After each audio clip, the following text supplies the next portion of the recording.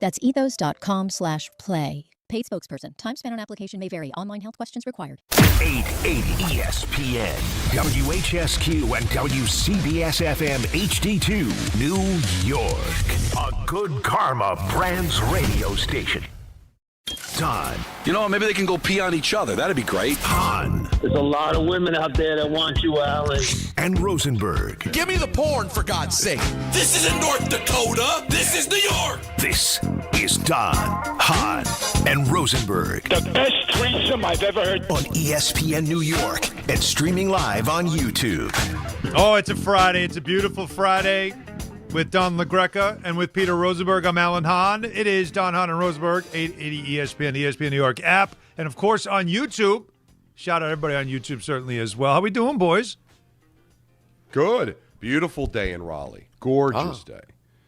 And got tons of steps. Oh, steps. Went for a nice 0.6-mile walk to some Starbucks for some breakfast.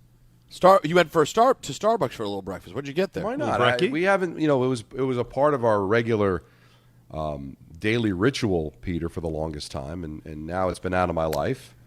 So you went back to enjoy it. But coffee or breakfast? No, I had coffee and I had a blueberry muffin. Got it. Sounds healthy. Now, did you get the bad coffee or regular coffee? I got the bad coffee. Oh, yeah. But I figured I'd walk it off. Got it. How long did you walk 12 miles? You earned it. Another win. Not 12 miles, but like a mile and a half round trip. There you go. Getting some steps in. Got in late because it's a quick hour flight from Nashville, but we lost the hour. So trip winding down. Good so far. One more game tomorrow, and then I'm home. Now, the standard Starbucks blueberry muffin. Oh, no. Don't do it. Don't read the calorie count. Don't do it. It's not. Now, listen, it's not as bad as I actually thought it would be. Okay. It's 330 to 360 calories, 15 grams of fat, 47 to 52 carbs, and 29 to 33 sugars. Jesus, what? Now, that's bad, but I actually thought it would be worse. I had one of those days yesterday, guys, where I wake up with the best of intentions. And then you show up, you show up to the studio, and Calandra's literally just left cakes and cookies on the counter. Yes. Like there's just cakes and cookies everywhere. And then my friend Jeff, spelled Geoff, comes over yesterday to hang out with me and Maya because Natalie went to the Cardi B concert. So he came to hang out with me and Maya and watch the basketball. And he's like, I wanted to bring you these cookies from my neighborhood. And he brings me these two, thick, beautifully baked chocolate cookies. And you just, can't get out of the way of it. It's just, a day where, again, best of intentions, a lot of issues. By the way, Natalie, your best life, buddy. Well, saying no is a hard. Come on, I know. I've watched you, Alan, in those settings. I know that when it's free and sitting there, you struggle with the best of them. Yep. It's one thing to say I'm going to avoid it all day. It's another thing when people go, "Hey, want a pile of cookies?" It's just that's where, it's challenging. Now, hey, you want to play some ball? Now, Natalie did go to Cardi B last night. Yeah. And gets on the subway, and the mayor is in the same car on the subway. Man of the people. Sitting across from her with his head down, just working on stuff. She said he had a couple people with him and then a couple security people standing near him.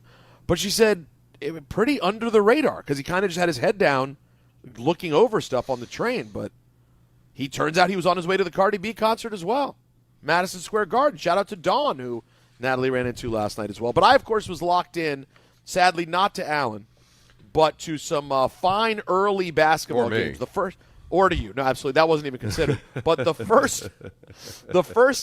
7 o'clock slate of games last night was a lot of fun. The nightcap was not fantastic. Obviously, we talked about this some on the show yesterday. Tonight's lineup is definitely the sexier teams. Of course, Duke and St. John starting things off is about as sexy as it gets. But for the first couple yesterday were a good time. The Arizona game was something. Arizona game was a blowout. Yeah, got But- nasty as the night went on. Yeah, no, Well, this is my bracket's down to 85%. So I'm. well. This is where it gets interesting for March Madness, right? Because they kind of had that Thursday, Friday to themselves, and that first weekend. But now it gets tough because you need the games to be compelling. Because now there's a lot going on, right? You had opening day of baseball. The Yankees didn't play, but the Mets play. Yankees playing this afternoon, 4:30, so that doesn't hurt St. John's at all because that game will be a little bit later on. Now the game is getting a little bit more meaningful. Like, the Islanders had a big win last night, so it's got a little bit more competition to it. But St. John's, to me, is what stirs the drink here in New York. And to have them in a Sweet 16 for the first time since 1999 is a big thing, and have them take on Duke. If there's a face of college basketball, right, Peter? Right. As much as you hate it, the face is Duke. Even post Krzyzewski and all that, it's like that's the team. They still are. And you're trying to get to the Elite Eight, and that's who's standing there. And then if you can find a way to do that, it's going to be Michigan State or UConn. And how sexy would it be? UConn and St. John's again for the right to go to the Final Four. I mean, it's right there for St. John's. All we've talked about since Pitino's got here is trying to get St. John's back on the map. And now I don't know if they're back on the map because of one Sweet 16 appearance, because it'll hit different if they lose by 30 tonight and then the season ends and it's like, okay, whatever. But, boy, if they can take this next step and we can get, even if it's Michigan State, but still a UConn-St. John's matchup for the right to go to the Final Four, now we're talking. So it's like you're right at the doorstep of something exceptionally special. I just off the charts. That's what you have tonight. Well, it would flip the whole tournament when you take Duke out, right? That's the first thing. You flip the whole tournament. But then obviously it just continues to galvanize what St. John's and what Rick Pitino has done there. And if you ask Rick Pitino, the reason why this tournament, there seems to be a lot of energy behind it and a lot of interest in it, college basketball just seems to be back on the rise again. Listen to what he said he thinks is the reason why that's happening. Given that you coached during the height of the NBA's cultural popularity, I was hoping to get your perspective on why you think fan interest in the NBA seems to be waning while college basketball is at an all-time high. I think the resurgence of St. John's.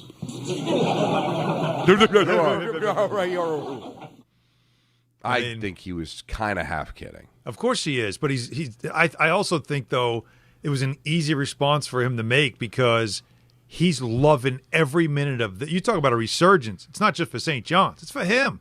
Well, yeah. Like, what a comeback this has been. He knows it. He's enjoying it. And this regional down at Capital One Arena in D.C., this regional is like a Final Four. If I gave you the names, and you would say, oh, that's probably a Final Four. Again, Duke, Michigan State, UConn, and St. John's. Yeah. That's his glitzy, glamour, like historic, whatever you want to say. That's as close to blue blood, I guess, that's left in college that's what basketball. You need. But that's sports, right? Like, Michael's been talking about the great ratings that baseball has gotten in the World Series the last couple of years. Yeah, you get the Dodgers involved. You get Yankees, Dodgers. That's going to be amazing, right? Yeah. Especially if you get a great series like you had, even though it was the Blue Jays, Dodgers, Game 7. So there's the resurgence, right? Like I'm sure if the NHL, they got a Stanley Cup final last couple of years of Edmonton, Florida. The first one was pretty good because they came back from 3-0 down to force a Game 7. Not much last year. But if you got, a Ranger Blackhawk Stanley Cup final, there'd be a resurgence, right? 2 original 6 teams playing each other. Yeah. Basketball, the same thing. All right, you get Oklahoma City, Indiana, but you get a Laker Knick, forget about it. It'd be off the charts. And it's the same for college basketball. When you get Duke involved, you get St. John's, which means you now get a major market in. Michigan State. I mean, has Izzo been there since, dinosaurs walked the earth? Honestly. It's 30 Has years. there been a coach? This is a serious question because it just popped into my head. Has there been a coach that's been associated with a school or team as long as Izzo's been associated with Michigan State? Well, currently, but obviously, Coach K and Duke is of course. the great I'm saying example. Currently. But currently, we saw it all the time. Not at that level. Forever. Not at that level, right? He took over for Heathcote, who coached Magic Johnson in 1979. Like, think about that, right? And he took over in the 90s. That was when Peter was born. Yep. He's a 46-year-old man now. Yeah, but it just shows you. It just shows you. Like that's how long. It's actually Izzo's incorrect. What's incorrect? Uh-oh. Greg Kemp of the Oakland Golden Grizzlies has been the head coach since 1984? All right. Wait. I mean, I'm sure everybody, when we talk, if- in all due respect to Coach Camp.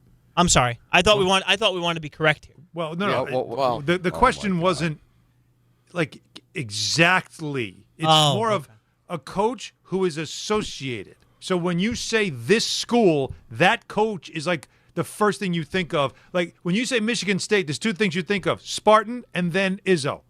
It's true.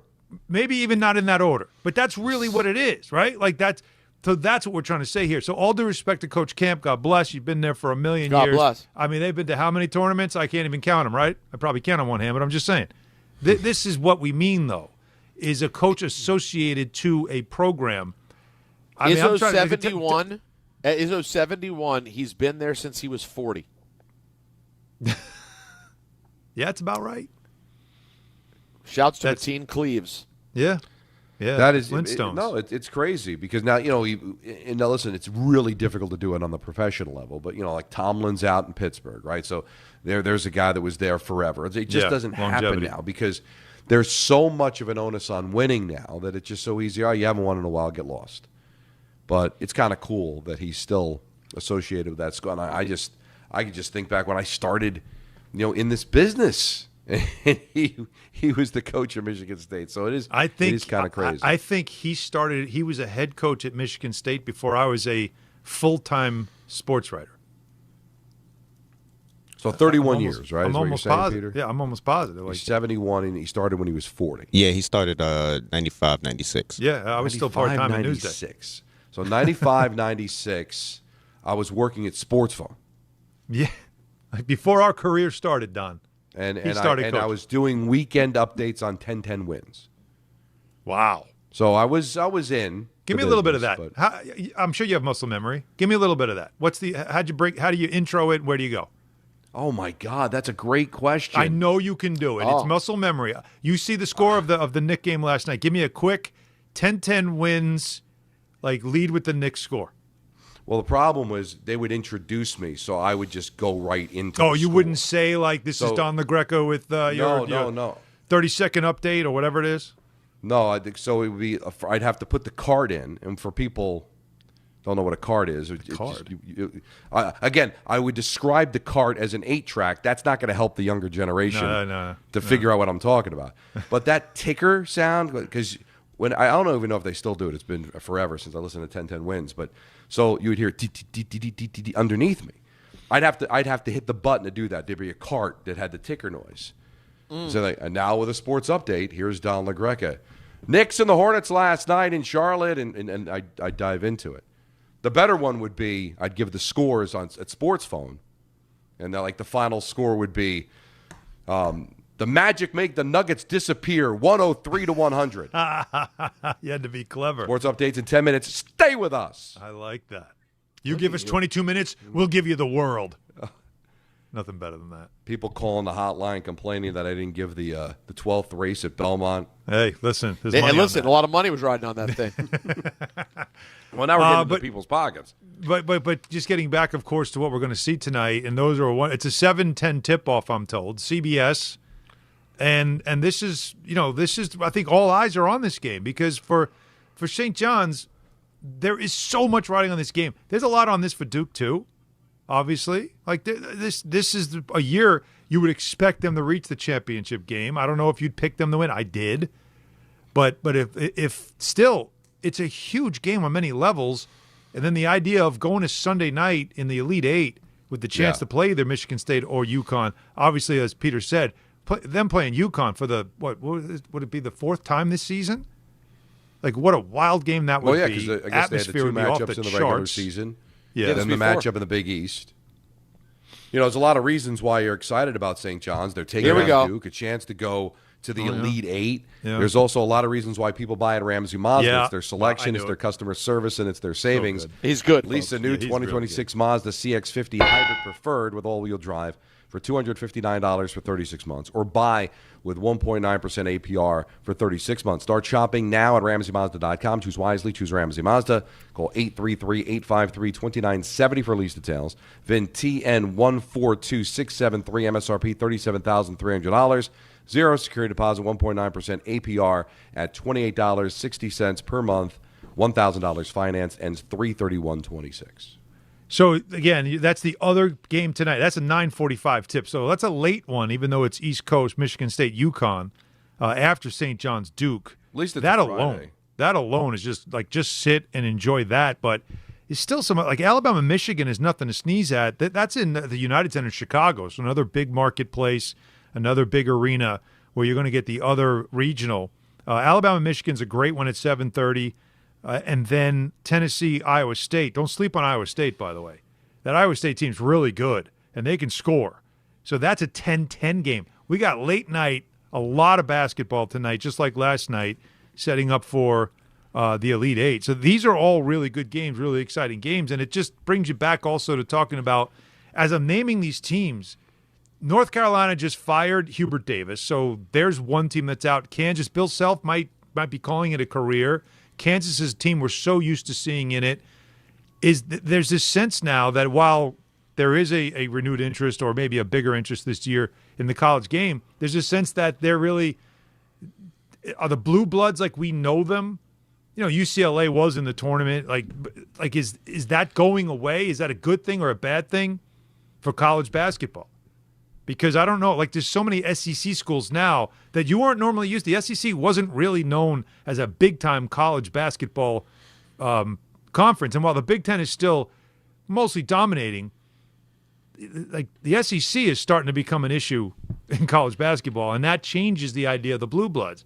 Is that good or bad? Well, we talk so much about NIL and how much it affects college football. Yeah. And not that they're called blue bloods, but when you take a look at some of the big-time programs like Alabama. I forgot about Kentucky, Nebraska, too. Yeah. You know, how much they're affected by NIL because do their alumni have the billions of dollars that they have in Oregon, Stanford, you know, different places. So it's kind of shifted. Is that happening? Can that happen in college basketball?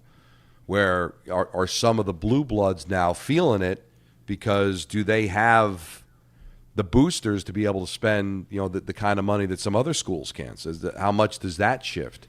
How much does that put the blue bloods in a difficult Well, think about it, position? Don. What you're saying. The blue bloods that we remember historically in college basketball that I named, Kentucky, Kansas, North Carolina, places like that, are they known for football?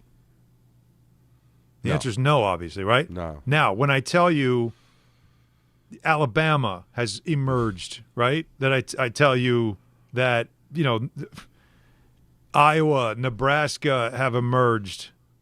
When I tell you those, Michigan, who's always been good, right? They've always been good, but like they're still very strong. Tennessee back, Iowa State. Like what do all those schools have in common? Yeah, big football programs, Yeah. known more for football. Yeah.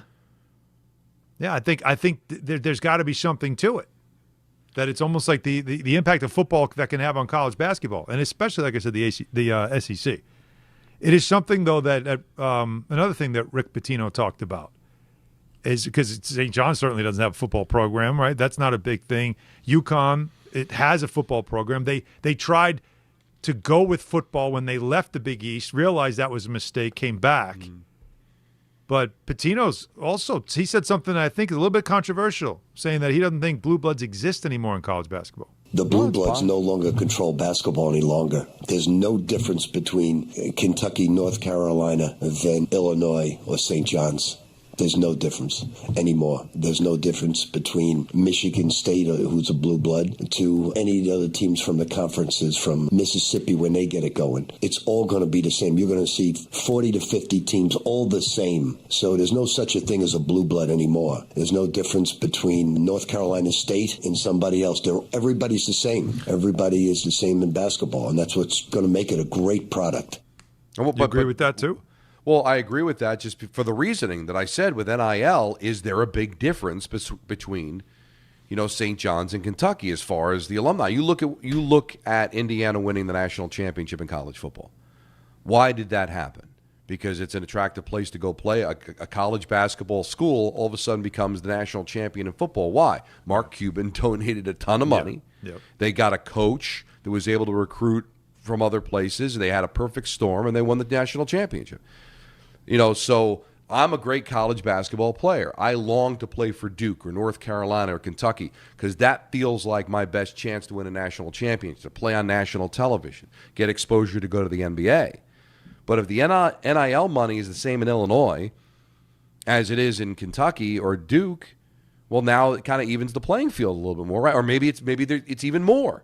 Like, hey, Duke might be more sexier to play, but I can make more money going to Illinois, or I can make more money, going to St. John's. But at this that's moment, the biggest thing for St. John's, Peter. Well, why did St. John's become St. John's? Is Mike Rapoli. Right. Yeah, but they don't do anything without him.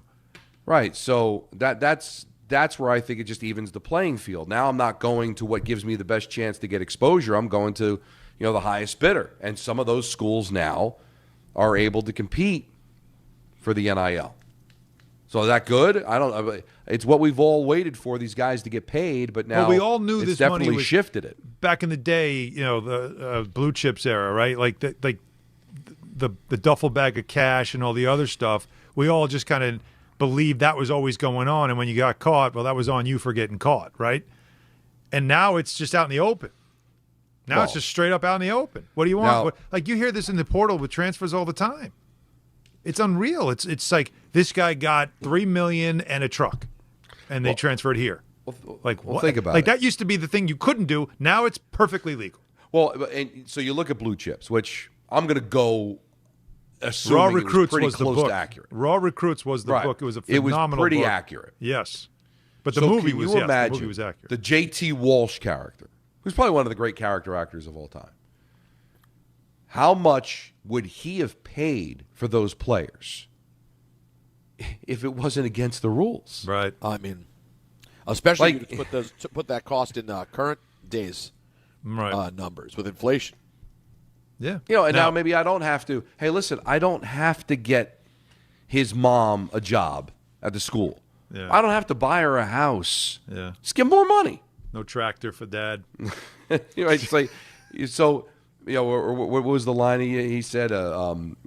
Electronic surfboard or something, a super high-powered surfboard when they were laughing about the stuff they're giving them. But this is all under the table, all not allowed. No, right. So you didn't want to go too far because then it would send up red flags. But now, just spend more money. So that character in Blue Chips would have just given Shaq and Penny Hardaway all that money to have them come play. What was it called? Western?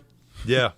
That is such a good movie. Great such movie, a good movie. Nolte was great in that movie, too. Now, Tom Izzo had this to say in response to Pitino claiming that schools like Michigan State, it's a even playing field.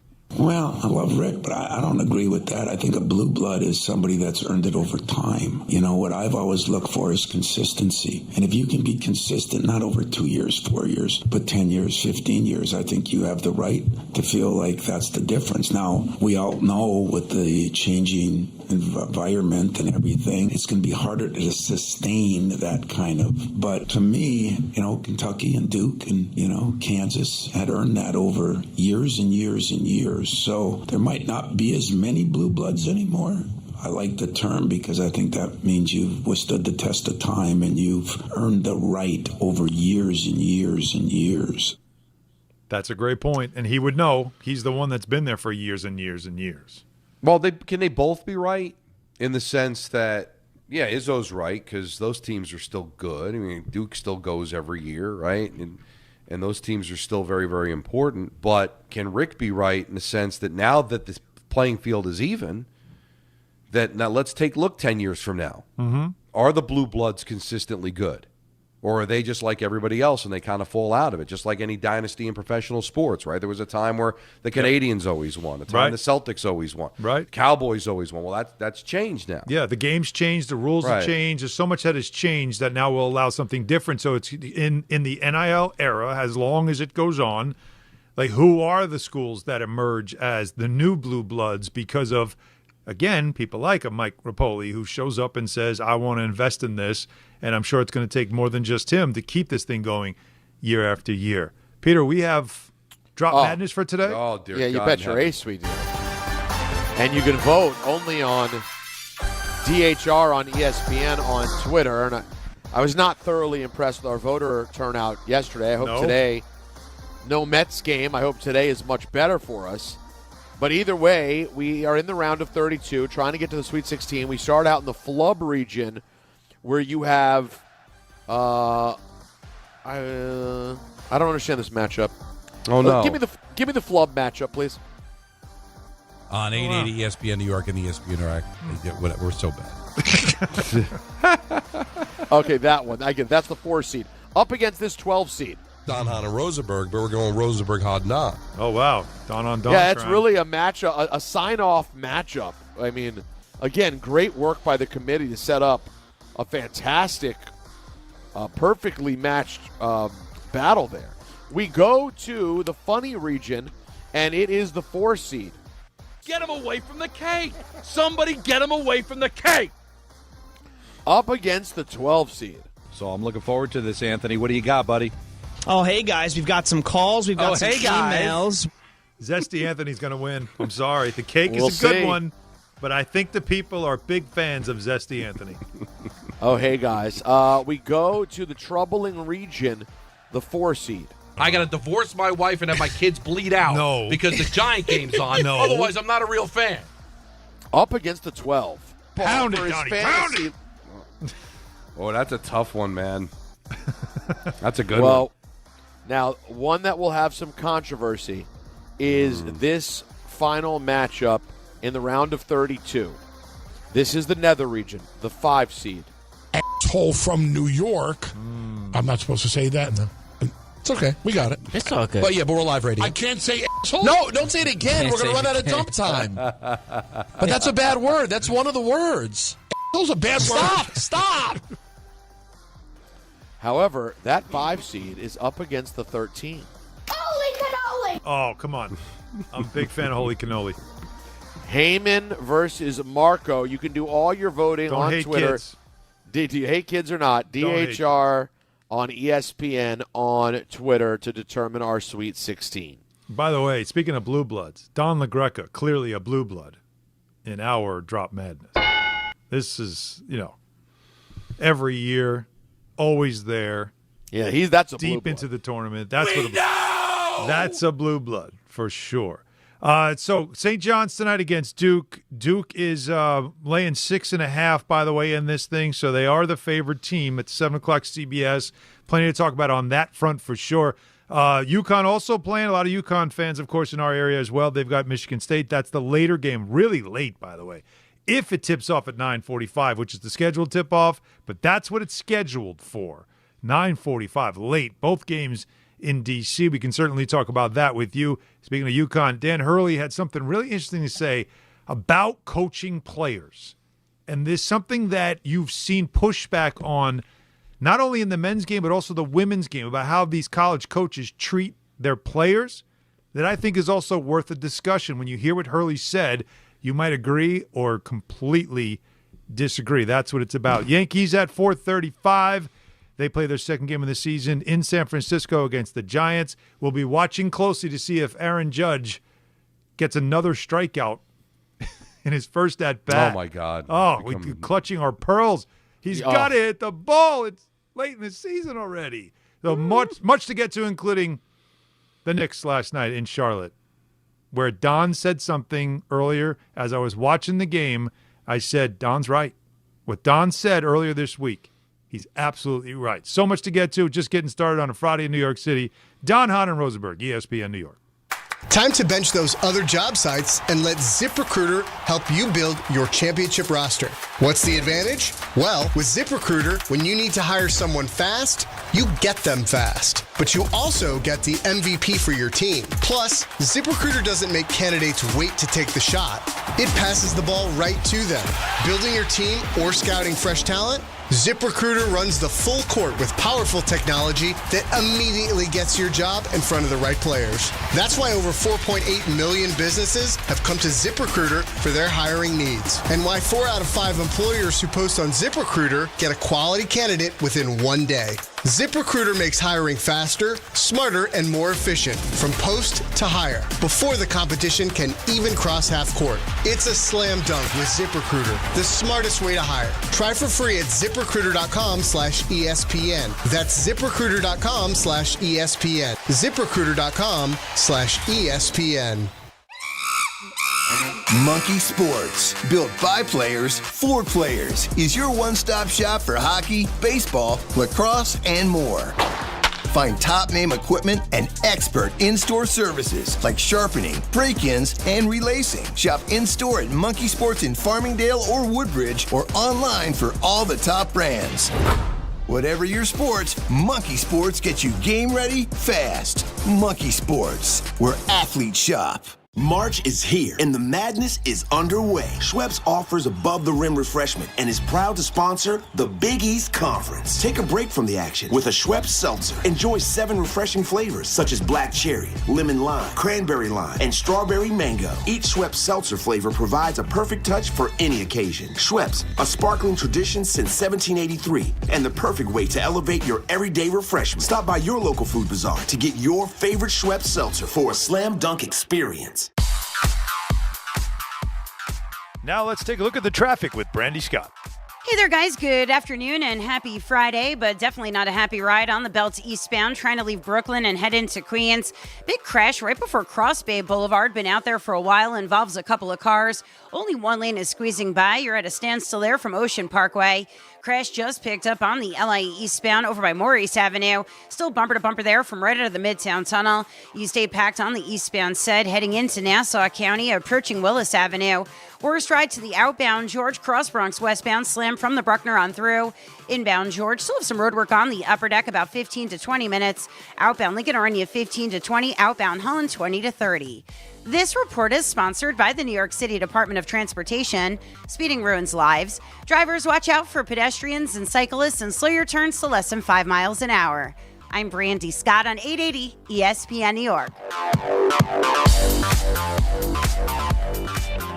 If you manage an active facility, you don't have time for disruption. Tricon Construction specializes in working inside healthcare, commercial, and industrial buildings without shutting operations down. That means tight planning, clear communication, safe, disciplined execution, because when patients are inside, when tenants are working, when production can't stop, there's no margin for mistakes. When it has to be handled professionally and handled right, Tricon is the only choice. Visit TriconBuilds.com, TriconBuilds.com.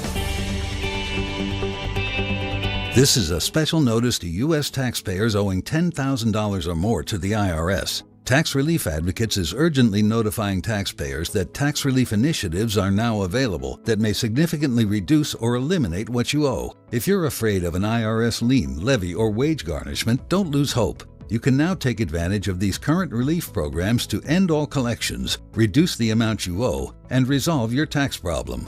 Even if you have years of unfiled tax returns or are already in a payment plan, you may still qualify for significant relief. Struggling taxpayers can now get relief they need during these hard economic times. A hotline has been established by Tax Relief Advocates for you to call and see what you qualify for. They are A+ rated with the BBB and have over 1,000 5-star reviews. Don't wait. Call 800-575-9087, 800-575-9087. That's 800-575-9087, or simply visit tra.com.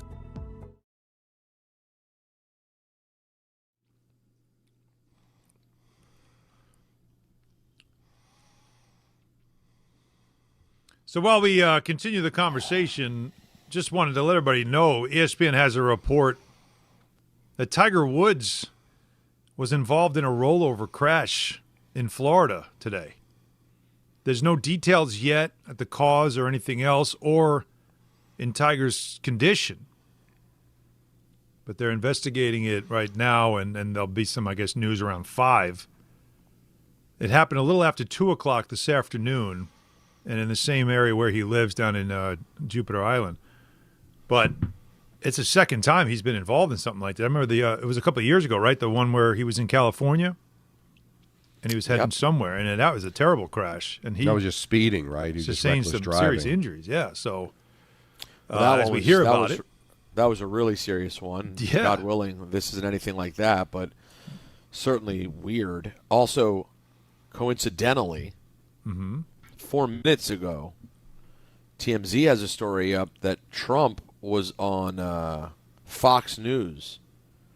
And on Fox News, casually dropped, it says President Trump reveals that Tiger Woods would not be playing in the 2026 Masters. Yeah. Quote, he'll be there, but he won't be playing in it. Tiger last week kind of left the door open, but right.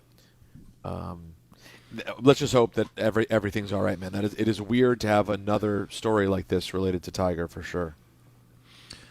It certainly is. So again, as we get information on it, we'll certainly update everybody there. But 800-919-3776, of course, is the number to be part of the conversation here with us. Don Hahn, Rosenberg, ESPN New York. I mentioned this because, again, we were talking about the college tonight, the college games tonight, and certainly St. John, the biggest St. John's game, St. John's Duke, which already just sounds like a big game to begin with. The fact that it's the Sweet 16 of the NCAA tournament, it's the biggest game St. John's has played easily in 26 years, right? So huge game tonight. Everybody will be watching this thing, keeping an eye on this thing for sure. But it's a huge regional. UConn's in it as well with Michigan State. That's the second game later in the day. And what we've noticed, and we've seen this every year when it comes to the tournament because you see so much the intensity of it, and the coaches that have been around for a long time, old school coach who coached the old school way, and that's, of course, tough love. We saw it in the women's game. It slips my mind who the team was, but it was the head coach, a female, got in the grill of her female star, and was basically, you can read lips saying it was Maryland. Was it Maryland? No, it wasn't Maryland. Thought it was. No, the screaming coach? That wasn't Maryland. Okay. Well, anyways, the point I'm trying to make is you could see the intensity in her face, and she was making it clear, like, I need you to step up, and I believe in you, and all those things. But it looked aggressive if you couldn't understand what she was saying. And there were people that couldn't understand this type of coaching, and why do you coach? You know, how some of these coaches are too tough on players. Look at Tom Izzo and the way he treats some of his players in the huddle and the way he, tears into them sometimes. I remember, what was it, last year, where he kind of like... It was Maryland. My bad. Okay. Sorry. Bad guy. If only you had a connection. Yeah. And it was something with Izzo that people got really frustrated with him and thinking that you can't coach that way anymore. You suck, Busick. Listen to Dan Hurley, who is also another guy that coaches hard, and him talking about the criticism of coaches being this way with young players. I just think that's, society. We've got soft in a lot of ways. I think we're trying to develop young people. I think young people, the teachers and coaches that impact their lives the most are not the teachers and coaches that gave them a grade they didn't deserve. I mean, you remember the teachers and coaches that pushed you to your maximum, pushed you beyond your comfort level, that got the most out of you, that English teacher that, made you do the work, and the tests were hard and you had to study hard. And just think the same thing applies to coaching. I feel like I got a responsibility. I coach 18, 19, 20-year-old men. There's a lot that I got to instill in them. There's a lot of discipline. There's a lot of accountability. There's a lot of commitment that I've got to instill in them to prepare them for the real world. The real world is tough. It's cruel. You got to be equipped. So on the flip side of how I'm driving them and pushing them to be the best that they can be and prepare them for life, I got a very close bond with my players. I love them. They know I love them. And a lot of our relationship that the media doesn't see, or times that we spend together laughing, joking, making fun of each other. You don't see that part of me. You unfortunately just sometimes see the monster. The monster. Interesting. Now, Bob Knight, we know, went too far. That's another era. That stuff we all agree. Too far. Damon Bailey, that whole relationship thing that happened, the way he felt he was verbally and physically abused as he played for him, we know that's going too far. But we're all older guys, so I think we're from a different generation where tough love was something that we all kind of got used to. We all understood was a real thing. I mean, is this a good thing to talk about? Like, isn't this something like as we watch the college game and understand, like when Pitino, he flips out on the sideline, when coaches are flipping on the sideline, that you can't act like that's old school and you can't do that anymore with kids. It might be exactly what you need to do to get the most out of a play. I don't remember a coach that was ever super nice to me more than I remember the coach that got the best out of me. I think there's never any excuse to lay your hands on anybody. So I think we could all agree that any kind of physical abuse is just unacceptable. But verbally getting in the face of a player, like in the Maryland incident. The athlete in question wants to be coached hard. She didn't have a problem with it. Mm-hmm. You know, and I remember something John Tortorella told me like years ago. He's like, it looks like I'm yelling at my players, but they're, the music's playing, the building is loud, and sometimes I've got to scream for them to even hear what I'm saying sometimes. When it looks like I'm screaming and I'm mad, it's me just trying to get my message across. Now, clearly she was in her face, but she didn't get physically abusive. I think she was trying to send a message, and I think that's okay. You should know every player. Some players don't respond to that. Some do. I think you've got to understand that every player is going to be individually different. But for us to judge from afar that that's abusive, that's wrong, when you don't know all the information, you don't know how the athlete responds to that, I think sometimes can be taken too far. What I think is worth exploring, though, now that we've gotten into the NIL, and these are professional athletes now, they're being paid, and they can transfer, and they can move around because they're a commodity. And the coach is hired and fired based on what? Not how many kids he graduates. Success. Not how many great things they do beyond the basketball court or the football field or the ice or whatever. They're judged on wins and losses. So the whole student athlete, the fact that they're kids, I'm preparing them for life, is that even a thing anymore? I think it was at a time. But now that they're getting paid, it's kind of a business. So how much responsibility does a coach have to get them ready for life after basketball? Or is it just, hey, I need you to play well so I can keep my job, and you need to play well so you can continue to get paid, and you can move on to a better school, or you get a higher draft pick in the NBA or the WNBA or the NFL.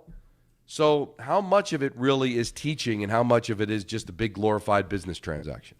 I don't know. I'm going to ask you guys. Do you get as far as you have in your careers if you took it easy? No. I think that's the message here. Like, there's no taking it easy when you want to have success. When you're competing with, we're all in competition in some way in our lives, right? And so there is something about it that you have to drive. Now, it's not for everyone. There are people that it's not for you, but that's okay. It's not for you. But when you're somebody who's driven, that has a goal and wants to achieve it, no matter what it is in life, you have to. The tough love is a part of it.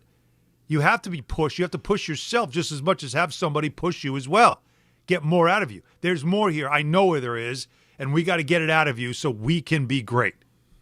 I don't know if enough people understand that anymore. I think it's challenging for these coaches, though, because you have some players whose talent are, it's solid talent, but they're probably not going to make the league. They're not complete superstars, and they really need to be pushed a certain way.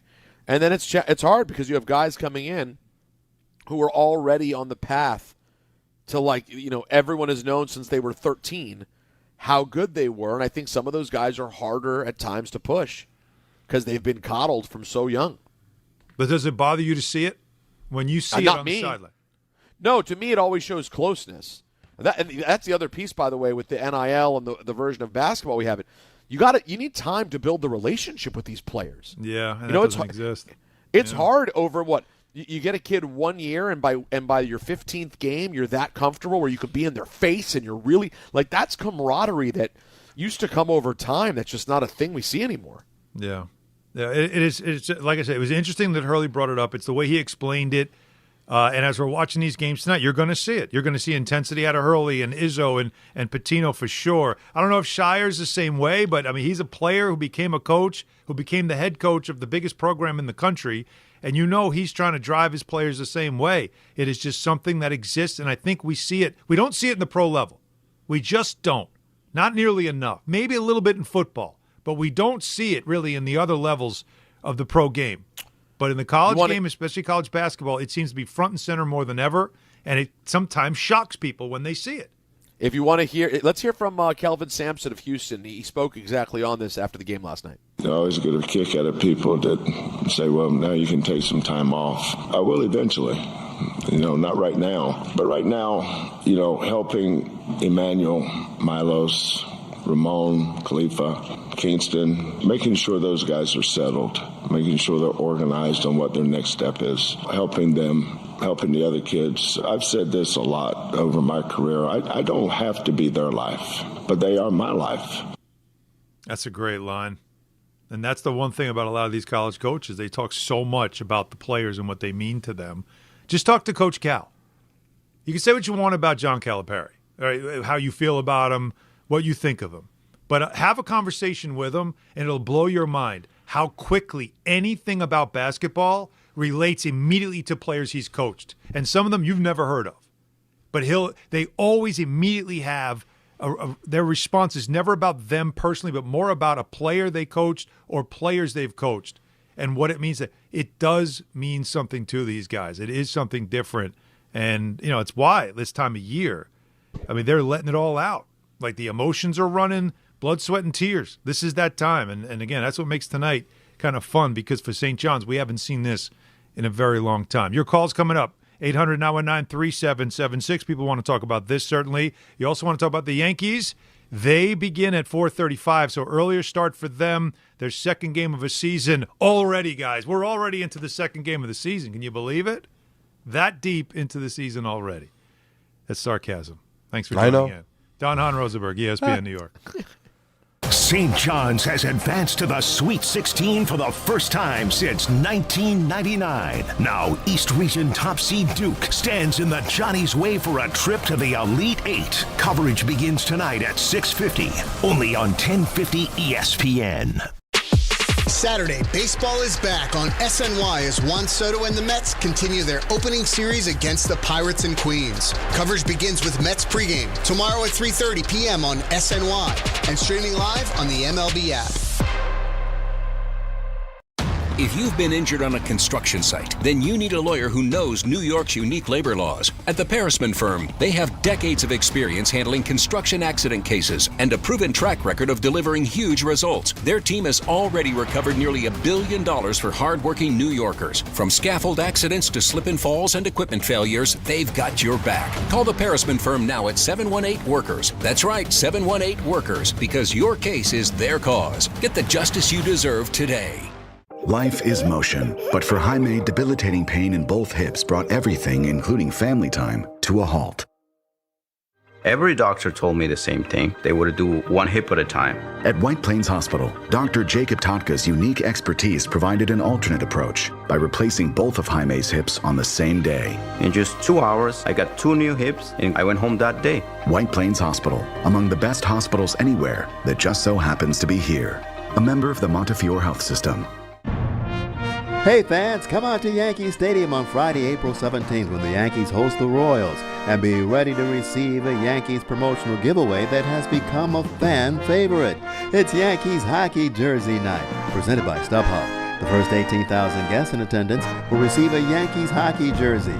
For tickets, log on to Yankees.com/tickets. Again, don't miss the Yankees and Royals for Yankees Hockey Jersey Night, presented by StubHub on Friday, April 17th.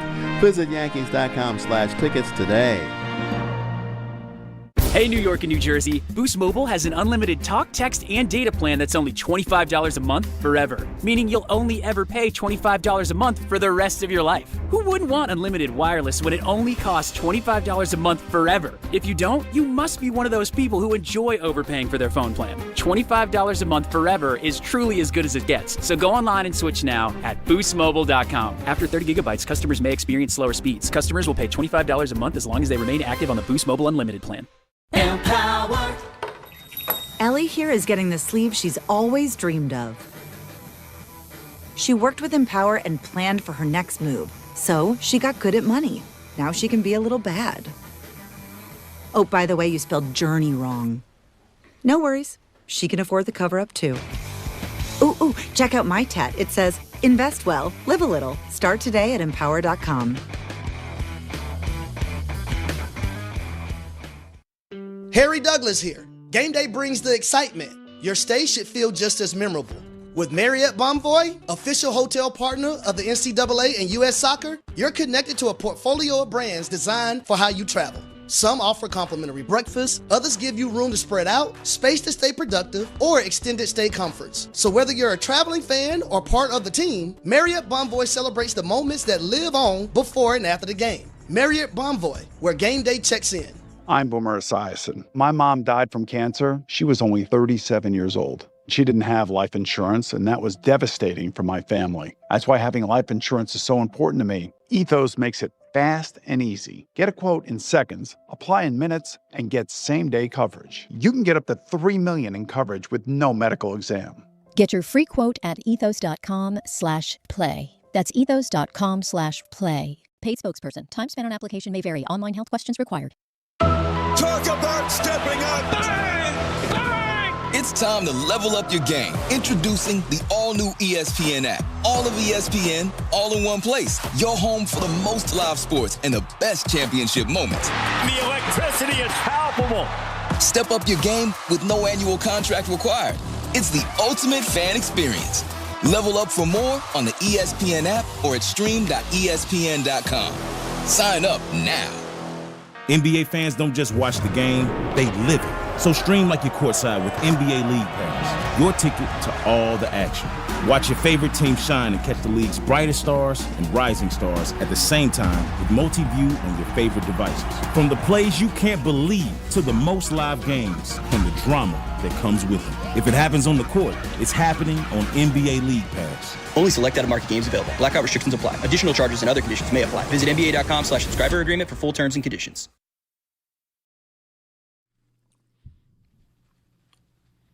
All right. Let's do a pinstripe starting lineup. Brought to you by Ramsey Mazda. I got the lineup right here. You don't know. I do, because it's right in front of me, Don, so it's the best I could do. But a very interesting change already in the lineup. Paul Goldschmidt's going to lead off and play first base. Batting second, Aaron Judge, who was 0 for 4, by the way, in the opener, because we're all going to have to talk about that. He's in right, of course. Batting third, Cody Bellinger. He's in center field. G. Stanton is the DH. He will be the cleanup. Ahmad Rosario at third, so he's batting fifth. Jazz Chisholm batting sixth at second. Jose Caballero at short, batting seventh. Randall Grichuk, he's in left field. He's making his debut. He is batting eighth. And Austin Wells, who had a really good opener, he's catching and batting ninth. Cam Schlittler is on the mound for the Yankees. There you go. Right away, you already see no Grisham. What's going on there? That was the pinstripe starting lineup brought to you by Ramsey Mazda. Get more for your money at Ramsey Mazda, like a new 2026 Mazda CX-50 or Mazda CX-90. Choose wisely. Choose Ramsey Mazda. You give good lineup. I have to say something. Say it. I know it's Friday, guys. It's not Thursday, but I have to have a follow-up that guy, and I can't wait till ENN. This morning, one of the first things I saw to start my Friday on a great note was the terrific Michael Kay, Larry David Yankee commercial. Mm-hmm. If you haven't seen it, it's a commercial for Yes, and it's more than just like a nothing commercial. I would say, Don, you watched it before the show, right? Yes. More than any spot I can recall, at least for Yes or the local networks, it's a really like legit Larry David being pretty funny. It's almost like a good sketch, like a solid sketch with Michael and Larry. And basically, it's a promo for people to watch games on Yes, and that you can tell your remote control to turn the game on Yes. And now I've seen fan and pundit alike complain about the commercial, saying it's missing the point. They're missing the point. It was an opportunity for them to talk about how hard it is to find games. We know how to find games on Yes. The problem is there aren't enough games on Yes. Why is that what a Yes commercial would be about, you morons? How dumb do you have to be? Some of you talk about these things professionally. The point of the commercial, it's just Yes hyping up excitement among Yankee fans to watch games on Yes. You want them to take time in their commercial and go, let me talk about, though, how Major League Baseball has made terrible decisions by including Peacock, Apple, and Netflix. No, that's not what it's about. It's a 60-second spot. We don't have time for all of that. But it's not what we want to do. We just want to tell you to watch games here. So I recorded. I recorded a commercial for the Gotham Sports app. Okay, yesterday in the studio. I like the sound of that. And it's a very simple spot just to let people know that if you get MSG already on TV, you get the Gotham Sports app for free. No A-list actors like Michael's commercial. No huge stars, just Alan Hahn. Other than myself. That's right. Of course. I think that's enough. I think so too. I think I have the credibility to tell people, listen, I got maybe something more to tell than you. enough. This is factual information you need to That's know. right. But it's like a straight up, like, this is what it's about. Because most people don't know that. It's like, I can't watch the game. I'm not going to be home. Well, do you get MSG? Yeah. Well, then you get the app. Put it on the app.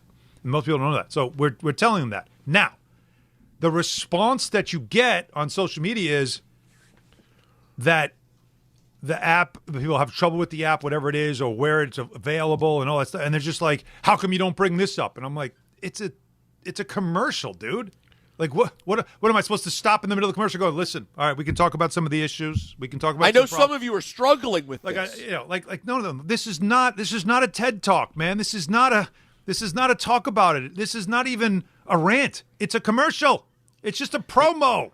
You people don't want to like have what Michael fun. is doing there with Larry David is an entertaining little commercial that says, hey, if you ever wonder, this is all you got to do. That's it. Go ahead, Don. And also the sub part of it is that there are people that are Larry's age or older that do love Yankee baseball that do have problems finding it on television. My mom still struggles. Like they need to do a commercial on MSG with me talking to my mom how to find me doing a devil. Seriously, because last night that would actually be really funny. You had the Knicks playing. That is a good idea, actually. We had the Islanders playing and the Devils playing. And I think the Devils were on MSN. No. You were on MSG2. You were on MSG2.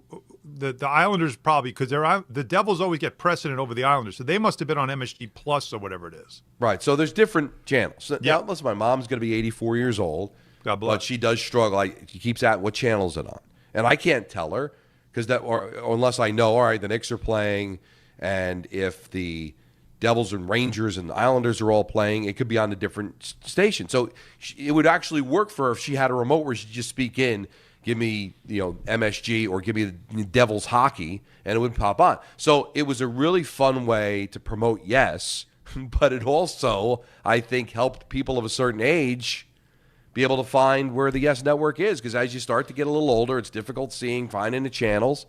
So it would be a lot easier for my mom to just speak into the remote too. But can we stop? Brilliant. Please stop, everyone, trying to gain information, opinion, trends on social media. It's always going to skew negative. It's always going to skew into some I don't know if we should use it as a gauge to what people are actually thinking and what people are actually doing. One of the things that used to always irritate me about Michael is that he'll get one tweet from somebody saying, why are you talking about this? And then he'll come on saying, well, everybody's talking about how we should move on. No, not everybody. Just one yo-yo got in your brain and said, why are you talking Yankees baseball? Why aren't you talking about Wimbledon? And now I got to change the subject. You know what it is? It's the problem is that's how the Nielsen ratings work. One guy is the voice of 1,000. That doesn't make sense either. But I don't know if that's skewing negative. That's what they're watching. That helps. But I just think that when you go on Twitter, your main objective is to either complain or hate or something from a negative standpoint rather than just giving a genuine. There's some good, but don't you really feel like it's always kind of skewing more negative? It's the same way. Like, I don't know how Yelp and all these things exist because I've never, and maybe I should, gone to a restaurant and go, this place was amazing. I'm going to go run home and write up how much I love this restaurant and just smash 5 stars on it. No. But if I got botulism from a place, you damn right I'm going to go home and I'm going to write a scathing review. Because isn't that what the internet's all about? Isn't that what, the letters to the editor are never like, boy, I really love Don Hahn and Rosenberg. They do a great job. Anytime you make an effort, it's always to complain. Which is why, to me, I'd rather respond to people who actually take the time to say, hey, I enjoyed that show, or I like what you do. I'd rather do that than respond to people that do nothing but bitch and moan. I've had enough of that.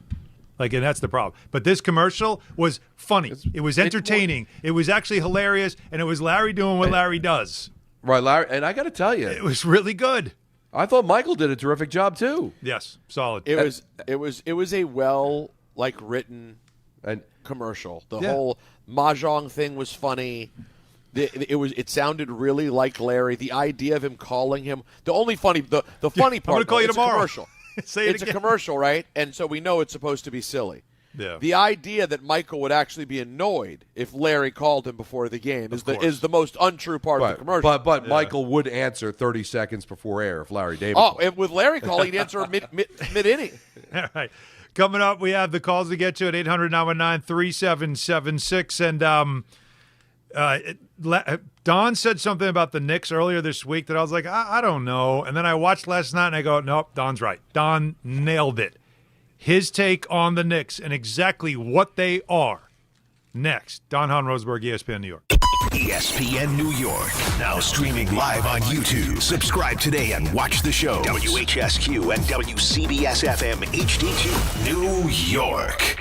There's a lot of reasons why people buy at Ramsey Mazda. It's their selection, it's their customer service, and it's their savings. Lease a new 2026 Mazda CX-50 Hybrid Preferred with all-wheel drive for $259 for 36 months. Or buy with 1.9% APR for 36 months. Start shopping now at RamseyMazda.com. Choose wisely. Choose Ramsey Mazda. Call 833-853-2970 for lease details. VIN TN142673. MSRP $37,300. Zero security deposit. 1.9% APR for $28.60 a month per $1,000 financed. Ends 3/31/26. Welcome to Jake's 58 Casino Hotel, where excitement never stops. Unleash the fun with 2 floors of gaming action, featuring 1,000 cutting-edge video and electronic machines. Enjoy exceptional service at a prime location that places you right in the heart of Long Island's excitement. Stay and play in style with over 200 hotel rooms and treat yourself to a full range of dining options at Jake's 58 Casino Hotel.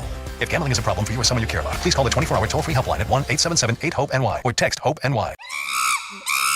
Monkey Sports, built by players for players, is your one-stop shop for hockey, baseball, lacrosse, and more. Find top-name equipment and expert in-store services like sharpening, break-ins, and relacing. Shop in-store at Monkey Sports in Farmingdale or Woodbridge or online for all the top brands. Whatever your sports, Monkey Sports gets you game ready fast. Monkey Sports, where athletes shop. Hi, this is Don LaGreca. I'm big on having the right game plan on the ice and at home, which is why I use Viking Pest Control myself as the pest control provider and proud partner of the New Jersey Devils. Viking has been protecting homes for over 45 years with expert pest control service and solutions tailored just for you. From ants and cockroaches to rodents, stinging insects, and backyard mosquitoes, Viking keeps pests out of your house and out of the play. Bundle pest control with mosquito services and save big. One call, one company, total peace of mind. Visit VikingPest.com. Viking Pest Control, protecting your home inside and out. Every 40 seconds, a child is reported missing.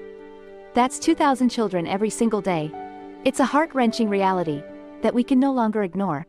Find the Children is a non-profit organization dedicated to helping find missing kids. You can be a part of their mission by donating your unwanted vehicle, running or not. Call 1-800-294-0222. We guarantee that you will receive the maximum tax deduction. We provide fast, free pickup with 24-hour response. Call 1-800-294-0222. Find the Children provides crucial resources to help find missing children and educational materials to teach kids how to recognize and avoid predators. Our recovery programs have a proven track record of reuniting kids with their families. It's time to act. Donate your unwanted or unused car. Help us build a world where every child is safe. Pick up the phone and call 1-800-294-0222.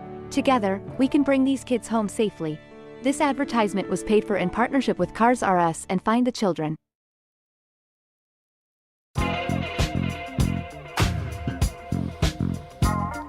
403 in the big city with Don LaGreca and a chair. I'm Alan Hahn.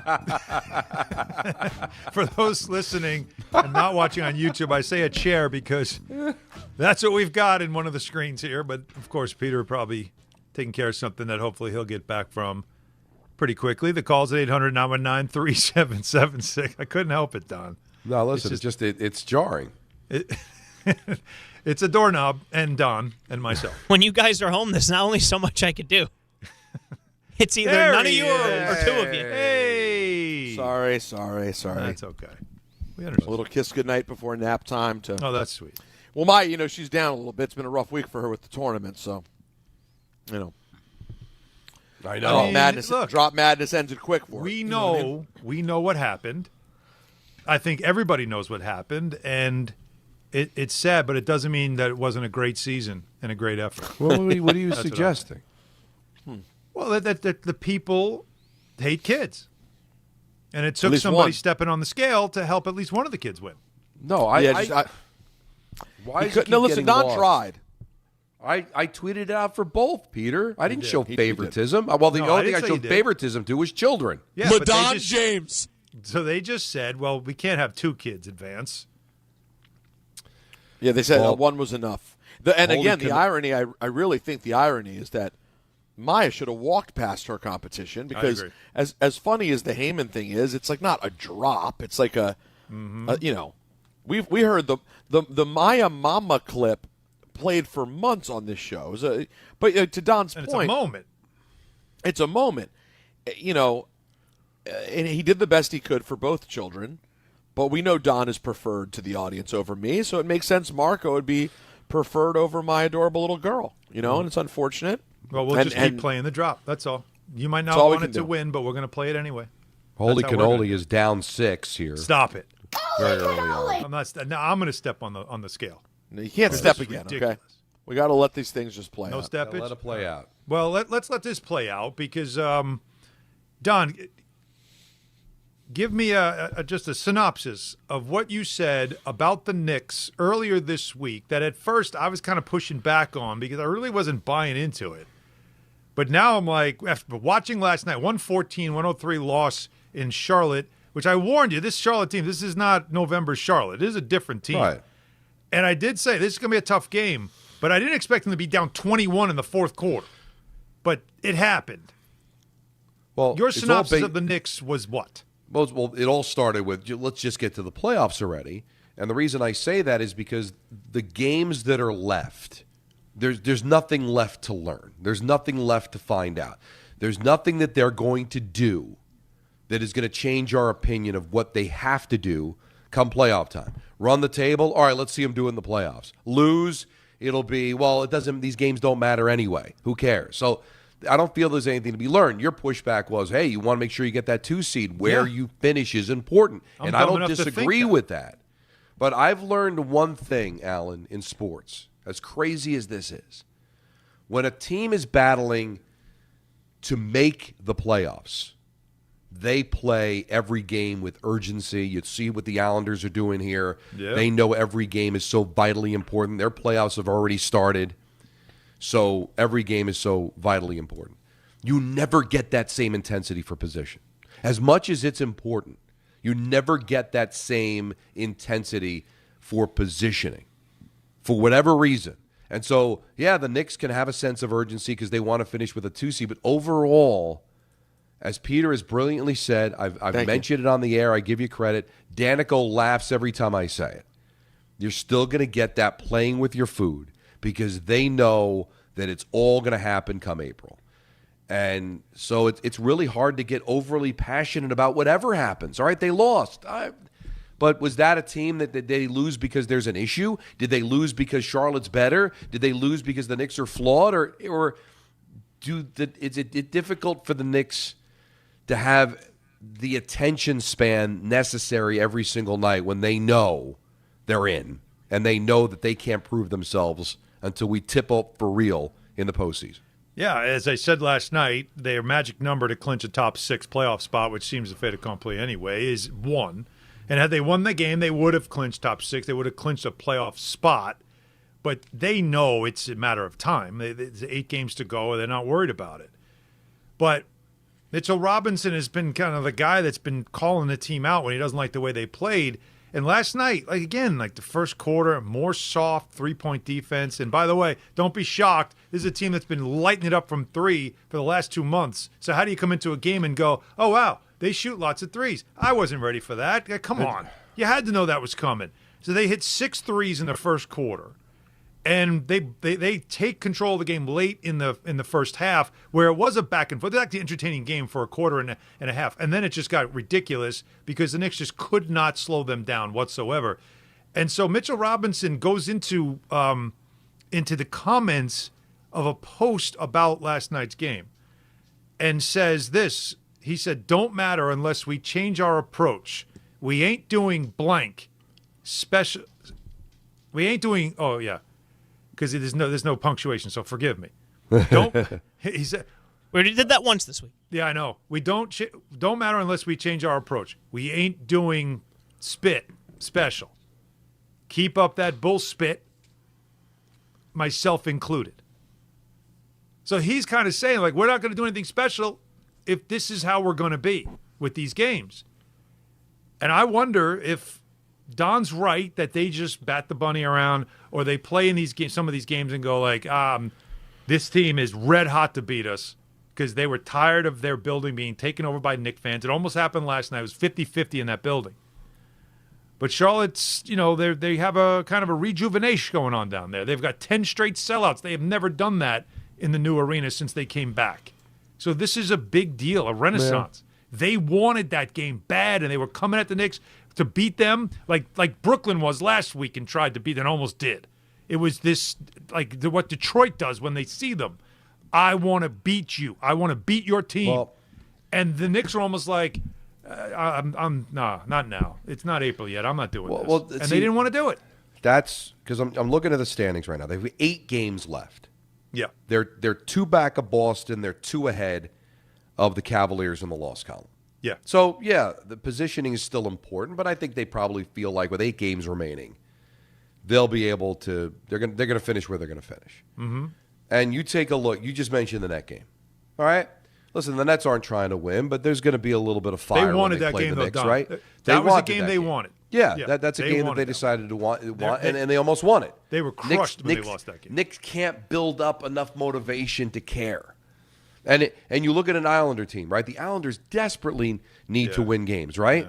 Yeah. They beat the Dallas Stars. Now, I know the Stars have 2 – Rantanen's out, Hintz is out, but the Dallas Stars are a really good team. Beat them. Who'd they lose to? The Blackhawks, right? Because it's a mental game of, hey, well, we're going to beat the Blackhawks. Because I don't care. Coaches will tell you it's impossible to bring it 100% full-blown intensity every single night for 82 games. Can't do it. And so there's going to be nights where you're going to play with your food. There's going to be nights where you're not going to come with the full intensity, and it's going to show. And it's really going to show. And the Knicks right now probably realize we're not catching Boston. Cleveland's not going to catch us. And even though the mathematics say it can happen, they know that it's not going to happen. And it's probably very as crazy as that is, and people are paying big money to go to these games and all that they know they got bigger fish to fry. It's coming up in April. Just so get us through these 8 games, for God's sakes. So that's interesting that you say that, because so many Knicks fans, this stuff is what worries them. Even during the 7-game winning streak, there was so many of those games. It was bad teams, and yet for most of the game, it's kind of like batting the bunny until it's time to win, and then the second half they do it. Even this game, they went down 21. They still got it down to 9. Like, there was still a chance, but Charlotte wasn't going to be like these other teams and fall apart. They actually took the game home and won it. But that doesn't give you like a little concern about a killer instinct in this Knicks team that's trying to win a championship? You don't see that? You think this is one of those, a veteran team that'll flip the switch when it's time to flip the switch when we get to mid-April? I'm not telling you to be happy about it, and I'm glad that Mitchell Robinson is calling them out for it. Yeah. But I think it's a reality that happens in sports where you're trying to create a focus that just it's 8 games left. It's a long season. You've got the playoffs. I'm sure the motivation isn't there, and you're taking on these teams that, hey, listen, Charlotte needs these games more. The Nets, even though they don't care about winning, they're going to care about beating the Knicks. They're embarrassed by this long losing streak against their arch rival, so they decided to bring it. Yeah. And also remember, it's important to remember, Don, the Knicks do bring it most nights. I mean, listen, they just played a spunky New Orleans team on Tuesday and held on to beat them. Because they're good enough. You're supposed to crush the Wizards. They crushed the Wizards. Yeah, they had to eke by Brooklyn. They crushed Indiana. They are doing, for the most part, they're doing what they're supposed to do. Well, at the final result, but it hasn't looked great. Yeah, that's the problem. And it does it hits a little differently when you have a 7-game winning streak, but nobody gives you credit for it because all 7 of those teams are bad. And you finally take on a decent team and you lose. So it's like, come on, what's going on here? And you know what's coming Sunday? At OKC. And they will one of the bring ultimate it tests. that. All right, guys, I got a big update here. Okay, good. According to golf.com, Martin County Fire and Rescue reporting no injuries to anyone in the Tiger Woods crash. Oh, wow. Even in a So that car flipped and he didn't get injured. Wow. So I've seen pictures of it, Don. You can find the pictures on Twitter. The car appears to be basically sitting upside down. It's not like crushed or anything like that, but it's basically flips over completely. And it seems like everyone walked away from it. So now, thank God. And now it'll be what the hell happened here again? That's the conversation. And was he driving again? You don't want to assume, right. So, but at least it's being reported that Tiger Woods and nobody else He'll injured be all right. in this crash. Yeah, because that last one, the one in L.A., that was not good, and that was serious. He shattered his leg. Yeah, I'm not an expert on aerodynamics or automobiles for that matter, but I don't think you flip unless you're moving at a pretty high velocity. Yes. I don't know what highway it was on or whatever, but that's not a little fender bender going down the street. That it looks like if you flip over, you're moving pretty good. Yeah. From what I can see in this picture, it looks like a 2-lane road, but like a sort of big 2-lane road. I'm really getting into speculation here, but I would guess like a 25 to 35 mile an hour kind of street. But yeah, that means people on those streets sometimes go 50. Yeah, and if you swerve at the last second, that can lead to a rollover. And it's an SUV. Yeah. Assuming, but it's a pretty safe assumption he wore a seatbelt, because if he didn't have a seatbelt and that car flipped over upside down, he's not walking away from that without an injury. He's not. All right, we'll keep updating on that. I know they said at at 5 o'clock the local police were going to have a statement and everything like that, so we'll see what happens when it comes to that. But again, 800-919-3776. Talking about the Knicks, a 7-game winning streak comes to an end last night in Charlotte, a real punchy young Charlotte team that I think they play the way Mike Brown wanted the Knicks to play. And then he had to back off of that because it wasn't received well, especially from guys like Karl Anthony Towns. And after the game, like Josh Hart talked about the way they played, the pace they played. We couldn't play at that pace. And a lot of frustration out of that Knicks team because of it. And now it makes me wonder, Charlotte knows who they are, how they want to play. They figured it out at some point. It's working for them. They're going with it. It's the other thing. If you don't really know what your identity is, like last year, they had Tom Thibodeau. He was there for 5 years. They knew who they were. They knew what they were. They knew their identity. Is that part of it too?